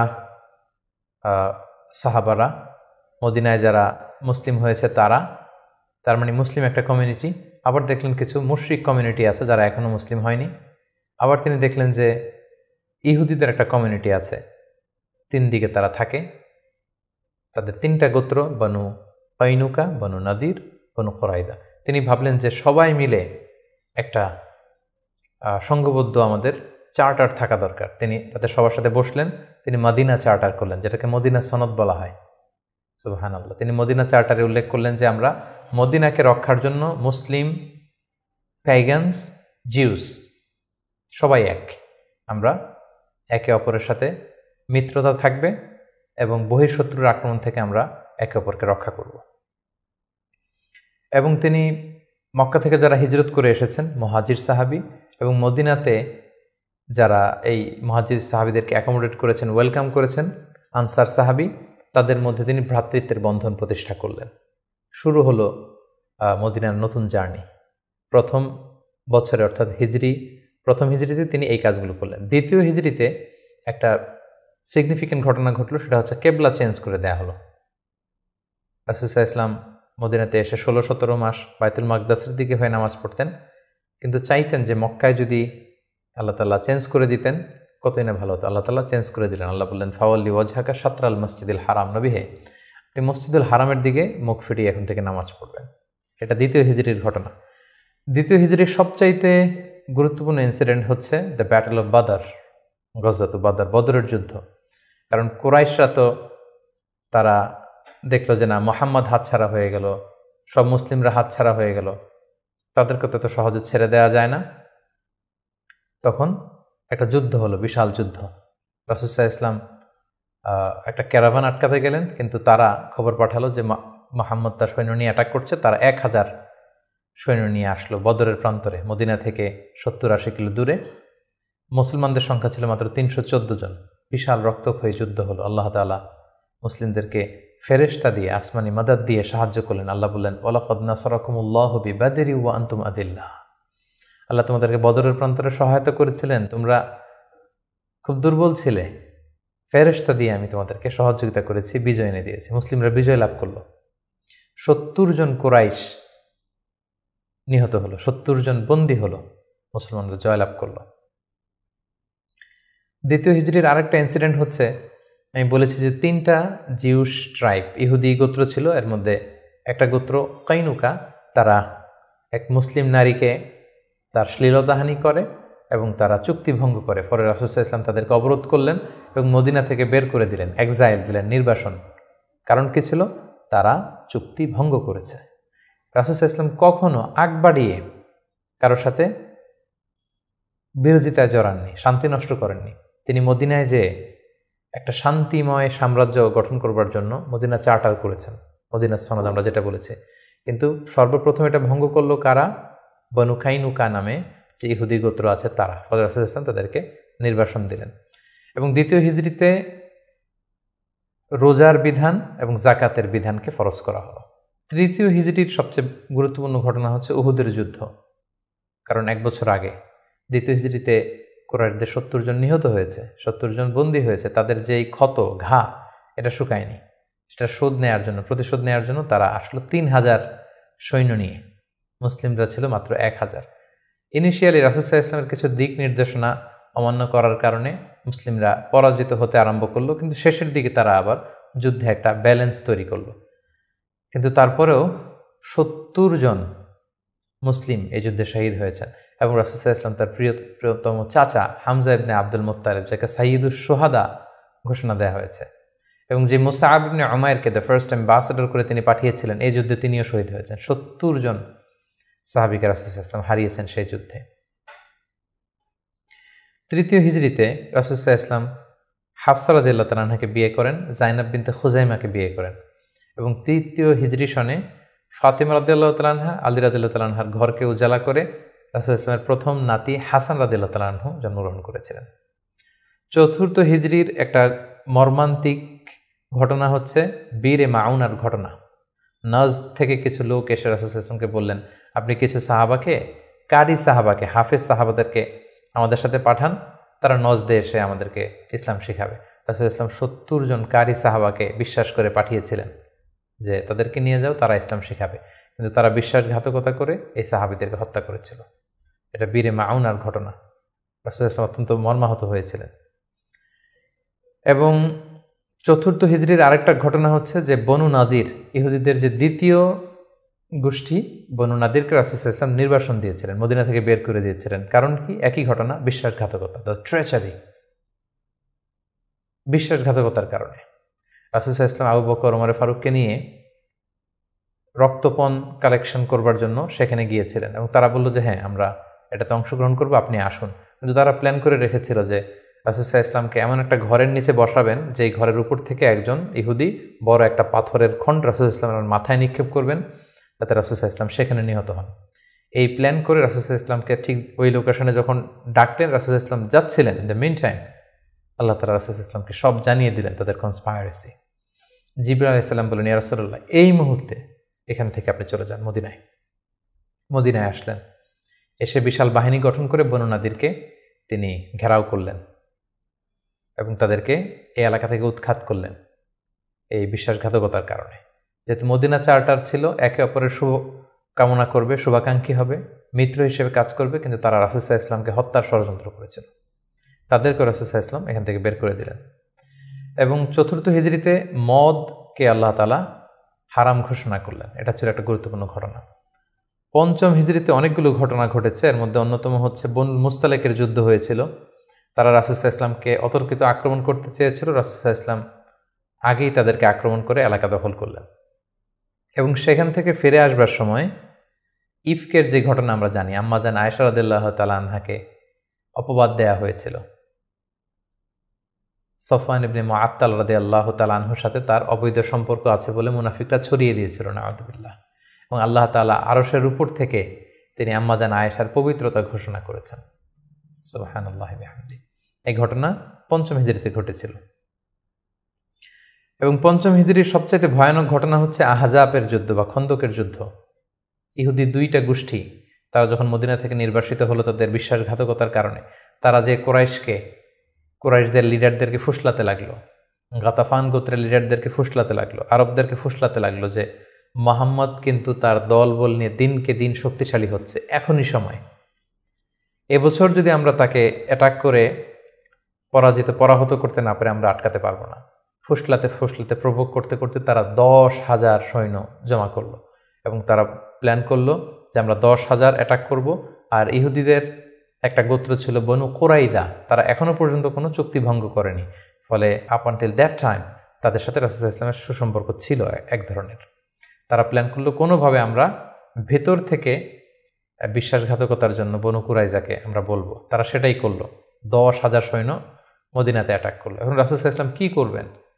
এই ছোট্ট বাহিনী নিয়ে তো 10,000 শক্তিশালী বাহিনীকে সামলানো সম্ভব নয়। রাসূল সাল্লাল্লাহু আলাইহি ওয়াসাল্লাম মিটিং করলেন, কনসাল্ট করলেন। সালমান আল ফারিসি তিনি বললেন যে আমরা আমাদের পারস্যে যুদ্ধের অনেকগুলো মাধ্যমের একটা মাধ্যম হচ্ছে ট্রেঞ্চ খনন করি, পরিখা খনন করি।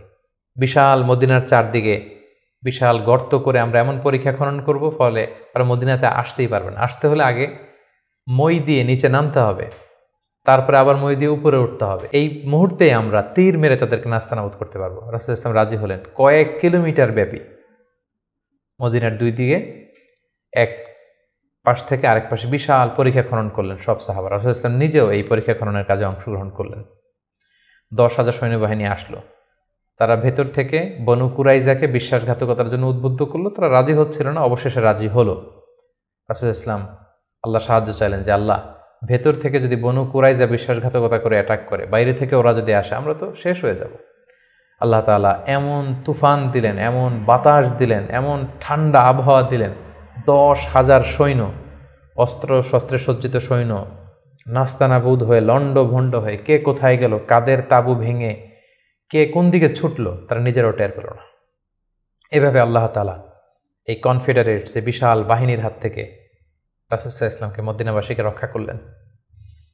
রাসূল সাল্লাল্লাহু আলাইহি ওয়াসাল্লাম এবার তলোয়ার নামিয়ে ফেলতে চাইলেন। জিবরাইল আলাইহিস সালাম বললেন, ইয়া রাসূলুল্লাহ, আপনি যুদ্ধ শেষ করেছেন, আমরা তো করিনি। বনু কুরাইজার কথা কি ভুলে গেছেন? ইহুদিদের যে একটা ট্রাইব যারা বিশ্বাসঘাতকতা করলো তাদেরকে অ্যাটাক করুন। রাসূলুল্লাহ সাল্লাল্লাহু আলাইহি ওয়াসাল্লাম ৫ম হিজরিতে এবার বনু কুরাইজাকে অ্যাটাক করলেন।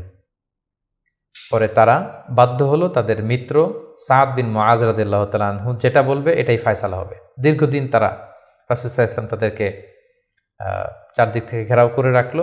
পরে সাদ বিন মুআজ বললেন যে এটা বড় বিশ্বাসঘাতকতা, তাদের এই বিশ্বাসঘাতকতা যদি সফল হতো আমরা সবাই মারা যেতাম। সো আমার রায় হচ্ছে তাদের এই বিশ্বাসঘাতকতার শাস্তি হতে হবে অনেক বড়। তাদের মধ্য থেকে যারা মুসলিমদের বিরুদ্ধে তলোয়ার ধরেছে, তাদেরকে এক্সিকিউশন করা হবে, তাদের নারীদেরকে বন্দী করা হবে। রাসূল সাল্লাল্লাহু আলাইহি ওয়াসাল্লাম সাদ বিন মুআযের এই পরামর্শকে মেনে নিলেন, এই রায়কে মেনে নিলেন। ৬ষ্ঠ হিজরিতে রাসূলুল্লাহ সাল্লাল্লাহু আলাইহি সাল্লাম তিনি স্বপ্ন দেখলেন যে তিনি উমরা করছেন, এবং আমরা জানি নবীদের স্বপ্ন হচ্ছে ওহী।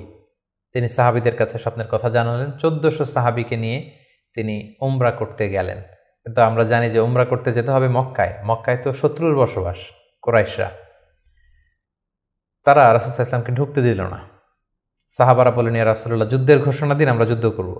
রাসূল সাল্লাল্লাহু আলাইহি ওয়াসাল্লাম বললেন, আমি যুদ্ধ করতে আসিনি, আমি উমরা করতে এসেছি। তখন সেখানে রাসূল সাল্লাল্লাহু আলাইহি ওয়াসাল্লাম তাদের সাথে একটা ট্রিটি করলেন, পিস ট্রিটি, যেটাকে ঐতিহাসিকরা হুদায়বিয়া সন্ধি বলা হয়। এটা ৬ষ্ঠ হিজরির জিলকদ মাসে হয়েছিল। সেখানে ট্রিটিতে বলা হয়েছে যে এবছর মুসলমানরা উমরা করতে পারবে না, ফিরে যাবে উমরা ছাড়াই। আগামী বছর আমরা সুযোগ দিব, তবে মাত্র ৩ দিনের জন্য আসবে, কোনো অস্ত্র ছাড়া উমরা করে চলে যাবে। সাহাবীরা এটা মানতেই চাচ্ছিলেন না। রাসূল সাল্লাল্লাহু আলাইহি ওয়াসাল্লাম বললেন যে থামো, আমরা এটাতেই রাজি। এবং তারা আরও কিছু ধারা দিল এই সন্ধির, যে মক্কা থেকে কেউ যদি মদিনাতে যায় মুসলিম হয়ে, মদিনাবাসী তাদেরকে ফেরত দিতে হবে। কিন্তু মদিনা থেকে কেউ মক্কায় আসলে মক্কাবাসী ফেরত দিতে বাধ্য থাকবে না। আর দুই পক্ষের সাথে যে কেউ অ্যালায়েন্স করতে পারবে। ফলে বনু খুজা গেল রাসূল সাল্লাল্লাহু আলাইহি ওয়াসাল্লামের পক্ষে, বনু বকর গেল কুরাইশদের পক্ষে। এভাবে হুদায়বিয়ার সন্ধিটি হলো। সাহাবারা কেউ মানতে পারল না। রাসূল সাল্লাল্লাহু আলাইহি ওয়াসাল্লাম বললেন, সন্ধি স্বাক্ষরিত হয়ে গিয়েছে, সবাই মাথার চুল হলক করে হালাল হয়ে যাও, আমরা এখন মদিনায় ফিরে যাব। কেউ হালাল হচ্ছিল না। পরে উম্মে সালামা রাদিয়াল্লাহু তাআলা আনহার পরামর্শে রাসূল সাল্লাল্লাহু আলাইহি ওয়াসাল্লাম নিজেই তার পশু জবাই করলেন, নিজের মাথা নিজে হাল্লাক দিয়ে তিনি মাথা মুন্ডন করলেন। ফলে সবাই সেটি করল। সাহাবীদের কাছে মনে হচ্ছিল যে এটা একটা অপমান। ১৪০০ সাহাবী মুসলিম, সাদা এহরামের কাপড় পরে আমরা আসলাম, কিন্তু আমাদেরকে ঢুকতে দেয়া হলো না। রাসূল সাল্লাল্লাহু আলাইহি ওয়াসাল্লাম বললেন, না, এই সন্ধি আল্লাহ তাআলা বলেছেন যে ইন্না ফাতাহনা আলাকা ফাতহাম মুবিনা, নবী হে, তোমাদেরকে আমি বিজয় দিব। এবং চূড়ান্ত বিজয়ের জন্য এই সন্ধিটা গুরুত্বপূর্ণ ছিল। কারণ এখন দাওয়াতি কাজ চারদিকে ছড়িয়ে দেওয়ার জন্য কিছুদিন যুদ্ধ বিগ্রহ বন্ধের দরকার আছে। আল্লাহ তাআলা এই সন্ধির মাধ্যমে কেমন যেন মুসলমানদেরকে সেই ফেভারটিই দিলেন, সেই সুযোগটি করে দিলেন। সুবহানাল্লাহ। ৭ম হিজরির গুরুত্বপূর্ণ একটি ঘটনা হচ্ছে খায়বার যুদ্ধ। রাসূল সাল্লাল্লাহু আলাইহি ওয়াসাল্লাম খায়বার বিজয় করলেন। মদিনা থেকে বেশ দূরে, ইহুদিদের সেখানে বিশাল পল্লী, বিশাল বসতি, এবং যাদেরকে তিনি নির্বাসন দিয়েছিলেন তারা যে সেখানে বসবাস করছিল। রাসূল সাল্লাল্লাহু আলাইহি ওয়াসাল্লাম খায়বার বিজয় করলেন, এবং খায়বার বিজিত হয়েছিল সাইয়েদনা আলী রাদিয়াল্লাহু তাআলা আনহুর হাতে। খায়বার যখন বিজয় হলো, খায়বারের বিশাল ল্যান্ড, খেজুর বাগান, রাসূল সাল্লাল্লাহু আলাইহি ওয়াসাল্লাম এগুলো পেলেন এবং চুক্তিতে আসলেন যে খায়বারের ইহুদিরা তারা সারা বছর জুড়ে যতটুকু খেজুর তারা উৎপাদন করবে এবং ফলমূল চাষ করবে তার অর্ধেক মদিনাতে দেয়া হবে। এবং খায়বার বিজয়ের পর থেকে কিন্তু বেসিকলি মদিনাতে সাহাবাদের একটু অর্থনৈতিক সচ্ছলতা ফিরে আসলো। এবং ইন দ্য মিন টাইম, সেই নবুয়তির ৫ম বছরে যখন অত্যাচার হচ্ছিল, জাফর ইবনে আবি তালেব যখন তার সাথে করে রাসূল সাল্লাল্লাহু আলাইহি ওয়াসাল্লাম অনেককে, নমুসলিমকে আবিসিনিয়ায় পাঠিয়েছিলেন, খায়বার বিজয়ের পরে রাসূল সাল্লাল্লাহু আলাইহি ওয়াসাল্লাম তাদেরকে নিয়ে আসলেন, তারা সবাই চলে আসলো। এবং এই ৭ম হিজরিতে রাসূল সাল্লাল্লাহু আলাইহি ওয়াসাল্লাম আশেপাশের বড় বড় যে রাজা আছে, কিং আছে, সুপার পাওয়ার আছে, তাদের কাছে তিনি চিঠি লিখে পাঠালেন যে মিন মুহাম্মদ ইলা হিরাকল আদিমের রোম। এইভাবে সবার কাছে তিনি চিঠি লিখে পাঠালেন যে আসলিম তাসলাম, সালামুন আলা মানিত্তাবা আলো হুদা, শান্তি তাদের প্রতি যারা হেদায়েতকে মানে। ফলে ইন্টারন্যাশনাল ইসলামকে পৌঁছানোর একটা সুযোগ কিন্তু ঠিক তখন রাসূল সাল্লাল্লাহু আলাইহি ওয়াসাল্লামের হলো। এবং ৭ম হিজরিতে রাসূল সাল্লাল্লাহু আলাইহি ওয়াসাল্লাম সাহাবাদেরকে নিয়ে উমরা করে আসলেন। এটাকে বলা হয় উমরাতুল কাদা। কারণ আমরা জানি যে ৬ষ্ঠ হিজরিতে তিনি উমরা করতে পারেননি, এবং সেই হুদায়বিয়া সন্ধির একটা ধারা ছিল, এবছর ফিরে যেতে হবে, পরের বছর এসে উমরা করবে। রাসূলুল্লাহ সাল্লাল্লাহু আলাইহি ওয়াসাল্লাম পরের বছর যে উমরা করে আসলেন, এবং ঠিক সেই বছরই রাসূল সাল্লাল্লাহু আলাইহি ওয়াসাল্লাম মাইমুনা বিনতে হারেস রাদিয়াল্লাহু তাআলা আনহাকে বিয়ে করেছিলেন। ৮ম হিজরিতে যে সমস্ত ঘটনা ঘটেছে তার মধ্যে থেকে অন্যতম হচ্ছে মুতার যুদ্ধ, রোমকদের বিরুদ্ধে, অনেক দূরের যুদ্ধ। ৩ জন সেনাপতি রাসূল সাল্লাল্লাহু আলাইহি ওয়াসাল্লাম এখানে ফিক্স করে দিয়েছিলেন, যায়েদ বিন হারিসা, জাফর ইবনে আবি তালেব, আব্দুল্লাহ ইবনে রাওয়াহা। কোনো অভিযানে তিনি ৩ জন সেনাপতি দেন না। এই যুদ্ধে ৩ জনকে তিনি সেনাপতি করলেন। তারা ৩ জনই বুঝতে পেরেছেন যে তারা প্রত্যেকে শহীদ হবেন, এবং সেটাই ঘটেছিল। রাসূল সাল্লাল্লাহু আলাইহি ওয়াসাল্লাম তাদের জন্য দোয়া করেছিলেন। সবশেষে খালিদ বিন ওয়ালিদ রাদিয়াল্লাহু তাআলা আনহুর নেতৃত্বে মুতার যুদ্ধ বিজয় হয়। ৮ম হিজরির সবচাইতে সিগনিফিক্যান্ট ইভেন্ট হচ্ছে ফাতহু মক্কা, মক্কা বিজয়। যেটার কারণ হচ্ছে হুদায়বিয়া সন্ধিতে একটা অ্যালায়েন্স হয়েছিল, বনু খুজা ছিল মুসলিমদের পক্ষে, বনু বকর ছিল কুরাইশদের পক্ষে, এবং কথা ছিল কেউ কাউকে অ্যাটাক করবে না। কিন্তু বনু বকরের কিছু লোক কুরাইশদের সহযোগিতায় অস্ত্র নিয়ে তারা একদিন রাতে বনু খুজাকে অ্যাটাক করে তাদের 20 জনকে নিহত করে। রাসূল সাল্লাল্লাহু আলাইহি ওয়াসাল্লাম এই সন্ধিকে আর অটুট রাখলেন না, এই অপরাধকে বরদাস্ত করলেন না। রাসূল সাল্লাল্লাহু আলাইহি ওয়াসাল্লাম যাতে মাফ করে দেয় এটার জন্য আবু সুফিয়ানকে পাঠানো হয়েছিল, রাসূল সাল্লাল্লাহু আলাইহি ওয়াসাল্লাম মানলেন না। বিশাল এক বাহিনী নিয়ে 10,000 সাহাবীকে নিয়ে তিনি মক্কা অভিমুখে রওনা হলেন এবং তিনি মক্কা বিজয় করলেন। এটাকে ঐতিহাসিকভাবে ফাতহু মাক্কা বলা হয়। রাসূল সাল্লাল্লাহু আলাইহি ওয়াসাল্লাম ফিরে আসলেন নিজের জন্মভূমিতে বিজয়ের বেশে। তিনি যে কাবার ভেতরে যত মূর্তি আছে এগুলোকে ভেঙে ফেললেন। বেলাল রাদিয়াল্লাহু আনহুকে বললেন, যাও কাবার উপরে উঠে আজান দাও। আজান দেয়া হলো। রাসূল সাল্লাল্লাহু আলাইহি ওয়াসাল্লাম নামাজ পড়লেন, কাবার ভেতরেও নামাজ পড়লেন। সবচেয়ে বড় 2-1 অপরাধীকে তিনি শাস্তি দিয়েছিলেন, বাকি সবাইকে তিনি মাফ করেছিলেন। সবাই ভয়ে কাঁপছিল। রাসূল সাল্লাল্লাহু আলাইহি ওয়াসাল্লাম বললেন যে লা তাসরিবা আলাইকুমুল ইয়াউম, আজকে তোমাদের প্রতি কোনো আক্রোশ নেই, তোমরা আমাদের ভাই, আমার আত্মীয়, আমরা একই এলাকার লোক। রাসূল সাল্লাল্লাহু আলাইহি ওয়াসাল্লাম ক্ষমা করে দিলেন এবং রাসূল সাল্লাল্লাহু আলাইহি ওয়াসাল্লামের ক্ষমার এই নমুনা দেখে সবাই মুসলিম হয়ে গেল। রাসূল সাল্লাল্লাহু আলাইহি ওয়াসাল্লামের হাতে হাত রেখে শাহাদা পাঠ করল। এভাবে মক্কা বিজয় হয়ে গিয়েছিল। মক্কা বিজয়ের পর 8ম হিজরির আরেকটা বড় ইনসিডেন্ট হচ্ছে হুনাইনের যুদ্ধ। মক্কাতে রাসূল সাল্লাল্লাহু আলাইহি ওয়াসাল্লাম 19 দিন অবস্থান করলেন। তার মদিনাতে ফিরে আসার আগেই বনু সাকিফ, বনু হাওয়াজিন যারা তায়েফের অধিবাসী, তারা রাসূল সাল্লাল্লাহু আলাইহি ওয়াসাল্লামের উপর অ্যাটাক করার প্ল্যান করলো। রাসূল সাল্লাল্লাহু আলাইহি ওয়াসাল্লাম তাদের প্রতি অভিযান পরিচালনা করলেন। হুনাইন নামক জায়গায় যুদ্ধ হলো। শুরুতে মুসলমানরা পরাস্ত হয়েছিল, কিন্তু পরবর্তীতে মুসলমানরা বিজয় লাভ করল এবং এযাবৎকালে সবচাইতে বেশি গানিমাত যুদ্ধলব্ধ সম্পদ রাসূল সাল্লাল্লাহু আলাইহি ওয়াসাল্লাম এই হুনাইনের যুদ্ধ থেকে তিনি পেয়েছিলেন। এবং এই যুদ্ধে রাসূল সাল্লাল্লাহু আলাইহি ওয়াসাল্লামের সেই দুধমা হালিমা, দুধবোন শাইমা তারা বন্দী হয়ে এসেছিল। রাসূল সাল্লাল্লাহু আলাইহি ওয়াসাল্লাম তাদেরকে চিনতে পারলেন, তাদেরকে ক্ষমা করে দিলেন, তাদেরকে অনেক উপর হুকুম দিলেন। 9ম হিজরিকে বলা হয় দ্য ইয়ার অফ ডেলিগেশনস, আমাল উফুদ। ইসলাম যেহেতু এখন একটা স্থিতিশীল শক্তিশালী অবস্থায় আছে, মুসলিম সাম্রাজ্য পৃথিবীর বিভিন্ন দেশ থেকে রাসূল সাল্লাল্লাহু আলাইহি ওয়াসাল্লামের সাথে অ্যালায়েন্স করার জন্য, জোট করার জন্য, তারা নিজেদের সমর্থন দেওয়ার জন্য অথবা শাহাদা পাঠ করে মুসলিম হওয়ার জন্য রাসূল সাল্লাল্লাহু আলাইহি ওয়াসাল্লামের কাছে এই বছর এসে 9ম হিজরিতে এসে দেখা করতে লাগলো।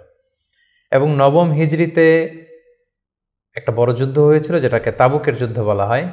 9ম হিজরির রজব মাসে রাসূল সাল্লাল্লাহু আলাইহি ওয়াসাল্লাম রোমানদের বিরুদ্ধে যুদ্ধ করার জন্য তিনি অভিযান পরিচালনা করেছিলেন এবং এই সময়টা ছিল প্রচণ্ড গরমের সময় এবং খেজুর পাকার মুহূর্ত। ফসল পেকেছে, ফসল কেটে ঘরে উঠাতে হবে, প্রচণ্ড গরম, সফরের দূরত্ব অনেক বেশি। মুনাফিকরা নানা তাল বাহানায় রাসূল সাল্লাল্লাহু আলাইহি ওয়াসাল্লামের কাছে ওজর আপত্তি করল, রাসূল সাল্লাল্লাহু আলাইহি ওয়াসাল্লাম মেনে নিলেন আর মুসলিমদেরকে নিয়ে রাসূল সাল্লাল্লাহু আলাইহি ওয়াসাল্লাম তাবুকে গেলেন। তাবুকে যে রাসূল সাল্লাল্লাহু আলাইহি ওয়াসাল্লাম সেখানে 20 দিন অবস্থান করলেন। আসলে সেখানে কোনো যুদ্ধ হয়নি, মুমিনদের ইমানি পরীক্ষার জন্য আল্লাহ তাআলা সর্বশেষ পরীক্ষাটা করলেন।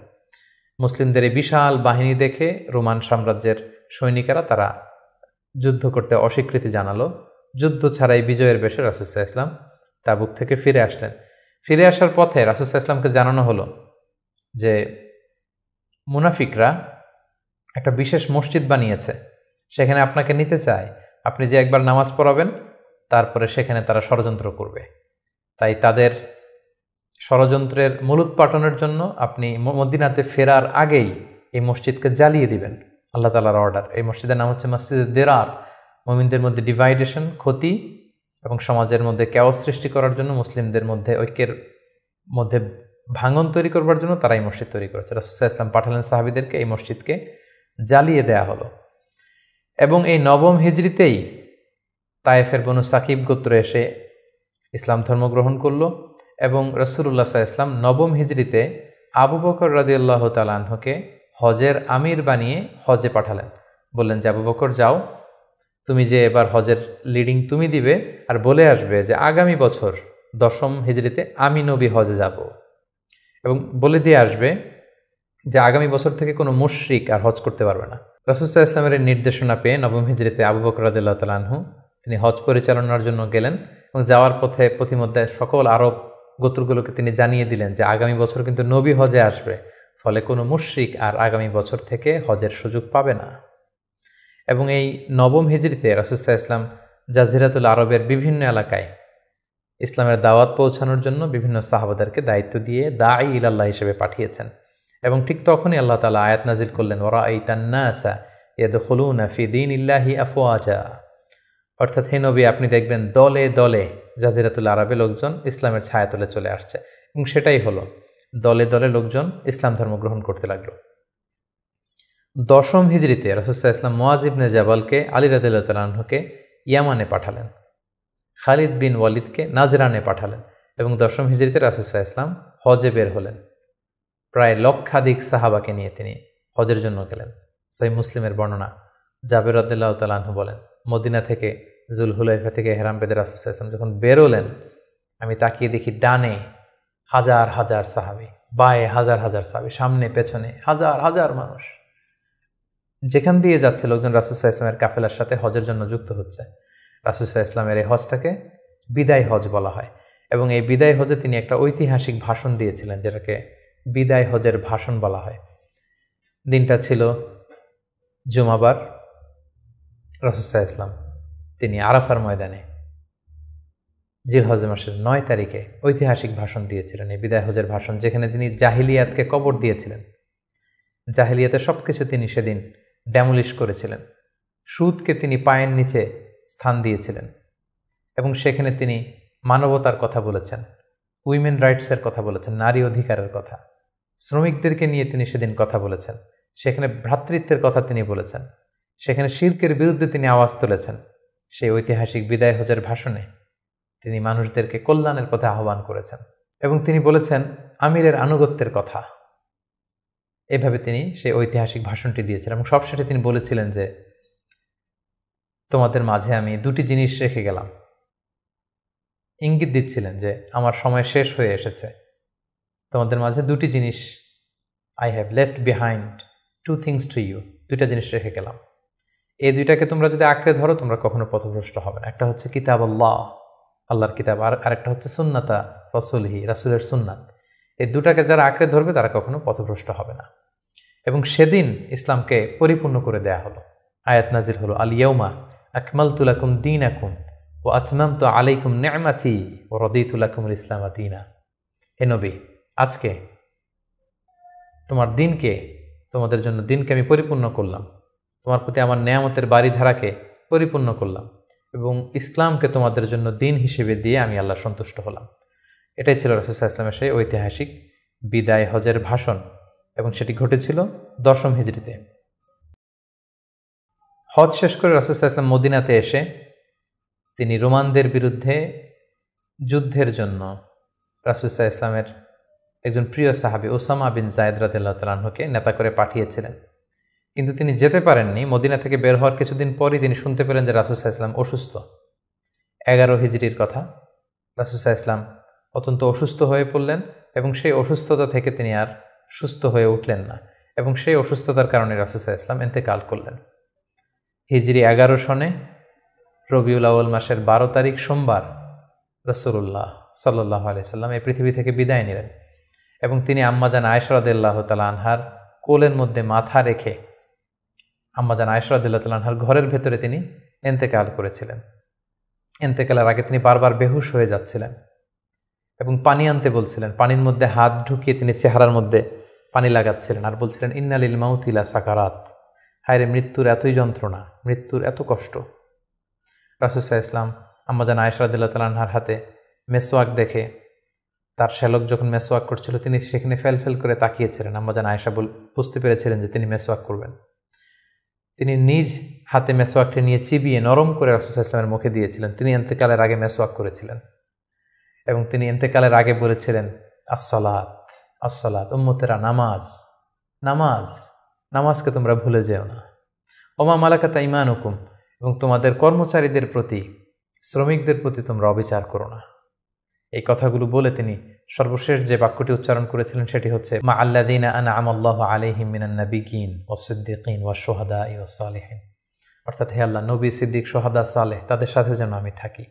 আল্লাহুম্মা ইলা রাফিকিল আ'লা, আমি আমার প্রিয়তম বন্ধু আল্লাহ তাআলার কাছে ফিরে যাই। এই কথা বলেই তিনি নিস্তব্ধ হয়ে গিয়েছেন এবং গোটা উম্মাকে দুঃখের সাগরে ভাসিয়ে খাতামুন নবিয়্যিন, সাইয়্যিদুল মুরসালিন, রাহমাতাল লিল আলামিন, তিনি তার শেষ নিঃশ্বাস ত্যাগ করেন। এবং নবীরা যেখানে মারা যায় সেই জায়গাটি পবিত্র, নবীরা যেখানে ইন্তেকাল করেন সেখানেই তাদেরকে কবরস্থ করা হয়। রাসূল সাল্লাল্লাহু আলাইহি ওয়াসাল্লামকে আম্মাজান আয়েশা রাদিয়াল্লাহু তাআলা আনহার ঘরেই কবরস্থ করা হয়েছে। এবং আজও মসজিদে নববীর পাশে সবুজ মিম্বারের নিচে পেয়ারা নবী আল্লাহর হাবিব সাল্লাল্লাহু আলাইহি ওয়াসাল্লাম মাহমুদ রাসূলুল্লাহ সাল্লাল্লাহু আলাইহি সাল্লাম সেখানে শায়িত আছেন।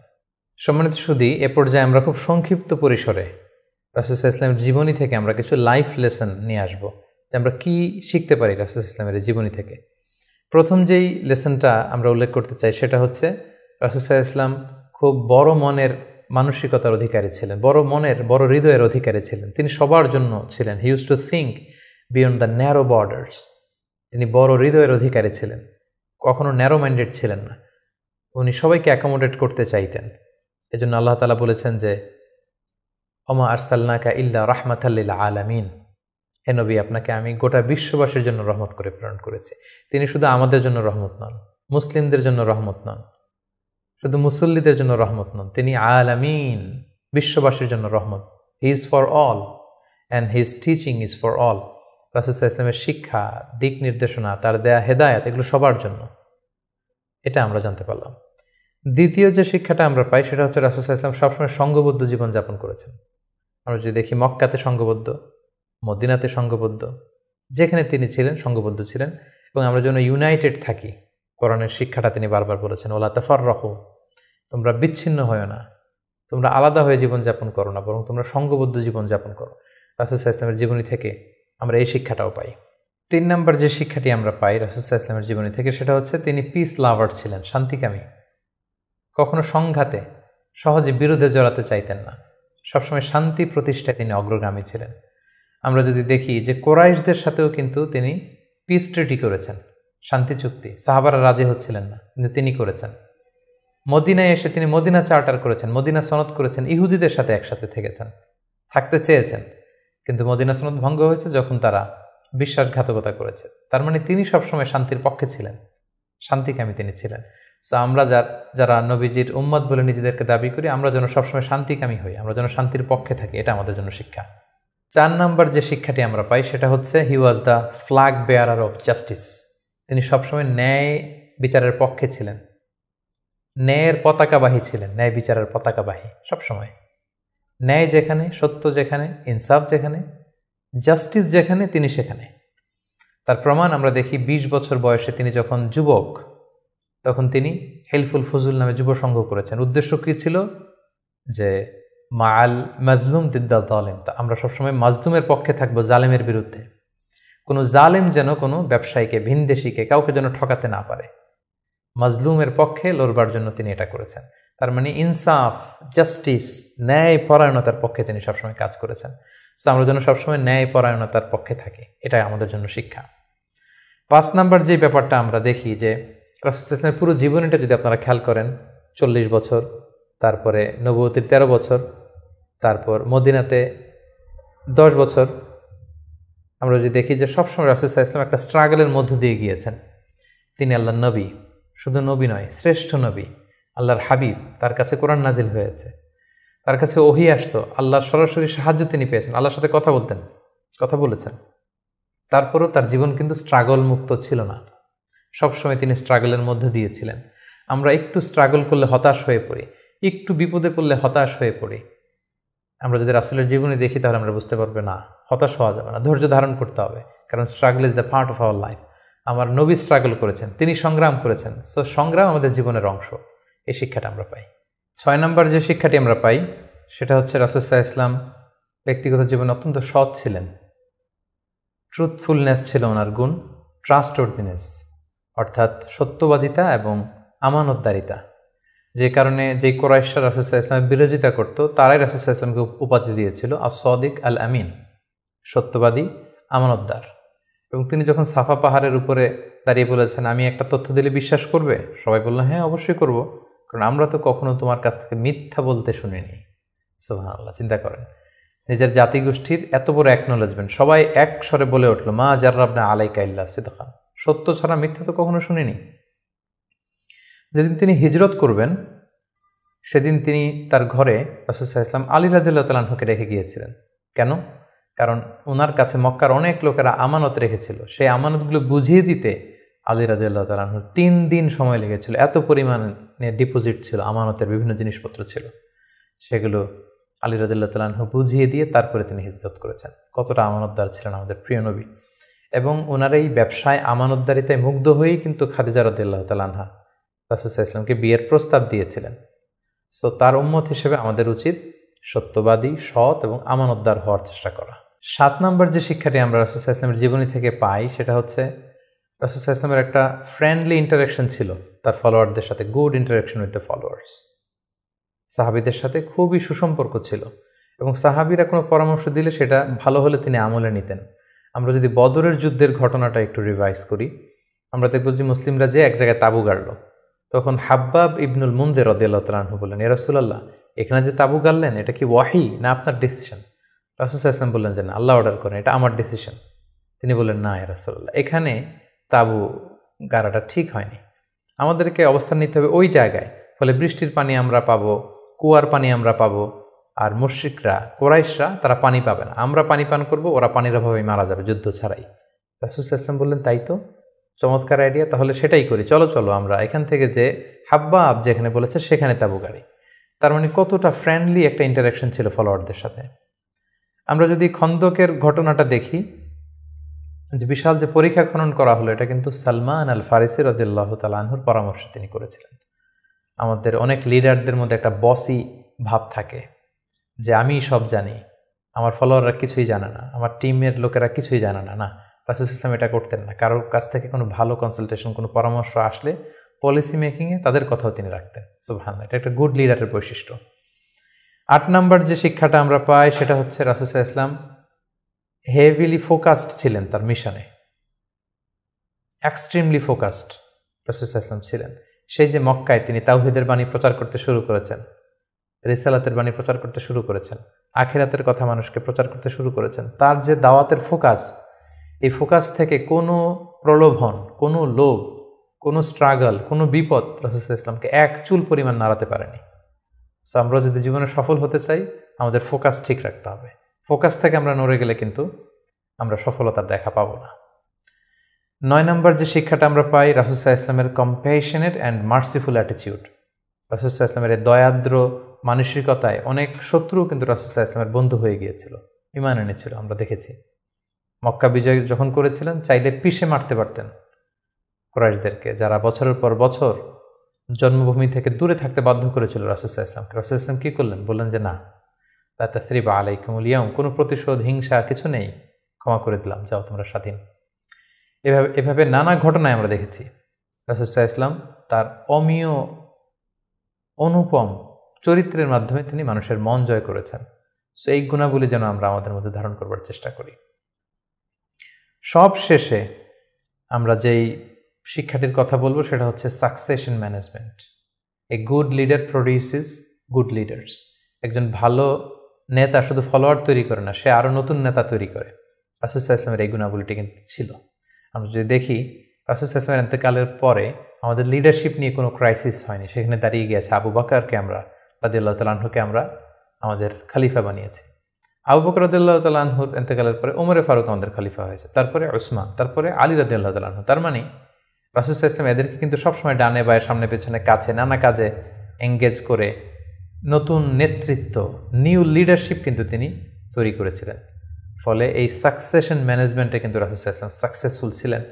এবং এখান থেকে আমরা যারা লিডারশিপ কোয়ালিটি আমাদের আছে, আমরা যেন নতুন লিডার তৈরি করে যেতে পারি উম্মার জন্য, এই শিক্ষাটি কিন্তু আমরা পাই। সম্মানিত সুধী, রাসূল সাল্লাল্লাহু আলাইহি ওয়াসাল্লামের জীবনের প্রতিটি স্টেপে, প্রতিটি পদক্ষেপে, প্রতিটি ঘটনা থেকে অসংখ্য অসংখ্য শিক্ষা আমাদের জন্য রয়েছে এবং বের করা সম্ভব। কিন্তু আজকের এক পর্বে এই সবগুলো শিক্ষা বা লেসন নিয়ে বা টিচিং নিয়ে আমাদের পক্ষে আলোচনা করা সম্ভব না। আমরা প্রফিট সিরিজের সর্বশেষ পর্বে আমরা এতটুকুই বলতে চাই যে আমরা এক পর্বে খুব সংক্ষিপ্ত পরিসরে এখানে উল্লেখ করলাম, আমরা কেবলমাত্র রাসূল সাল্লাল্লাহু আলাইহি ওয়াসাল্লামের সিরার উপর 50 পর্ব কিংবা 100 পর্বের একটা ধারাবাহিক সিরিজ করার প্রত্যাশা রাখি। আল্লাহ তাআলা আমাদেরকে তৌফিক দান করুক। সম্মানিত সুধী, রাসূল সাল্লাল্লাহু আলাইহি ওয়াসাল্লামের ফলোয়ার বা উম্মাহ হিসেবে আমাদের উচিত রাসূল সাল্লাল্লাহু আলাইহি ওয়াসাল্লামের আদর্শকে আমাদের জীবনে বাস্তবায়ন করা, তার প্রতি ভালোবাসার সর্বোচ্চ নমুনা পেশ করা, তার সম্মান আমাদের সম্মান। তাকে যখন গালি দেওয়া হয়, তার বিরুদ্ধে যখন কটু কথা বলা হয়, আমরা যেন তখন এটার প্রতিবাদ করি লেখনের মাধ্যমে, বক্তব্যের মাধ্যমে, একত্রিত হয়ে বিভিন্ন ইভেন্টস করার মাধ্যমে। রাসূল সাল্লাল্লাহু আলাইহি ওয়াসাল্লামের রেখে যাওয়ার শিক্ষা যেন আমরা আমাদের বাস্তব জীবনে কাজে লাগাই, আমরা যেন অন্যের কাছে পৌঁছাই, আমরা যেন সোশ্যাল মিডিয়াতে ছড়িয়ে দেই, এবং রাসূল সাল্লাল্লাহু আলাইহি ওয়াসাল্লামের এই শিক্ষা যেন আমরা আমাদের অমুসলিম ভাই বোনদের কাছে পৌঁছাতে পারি।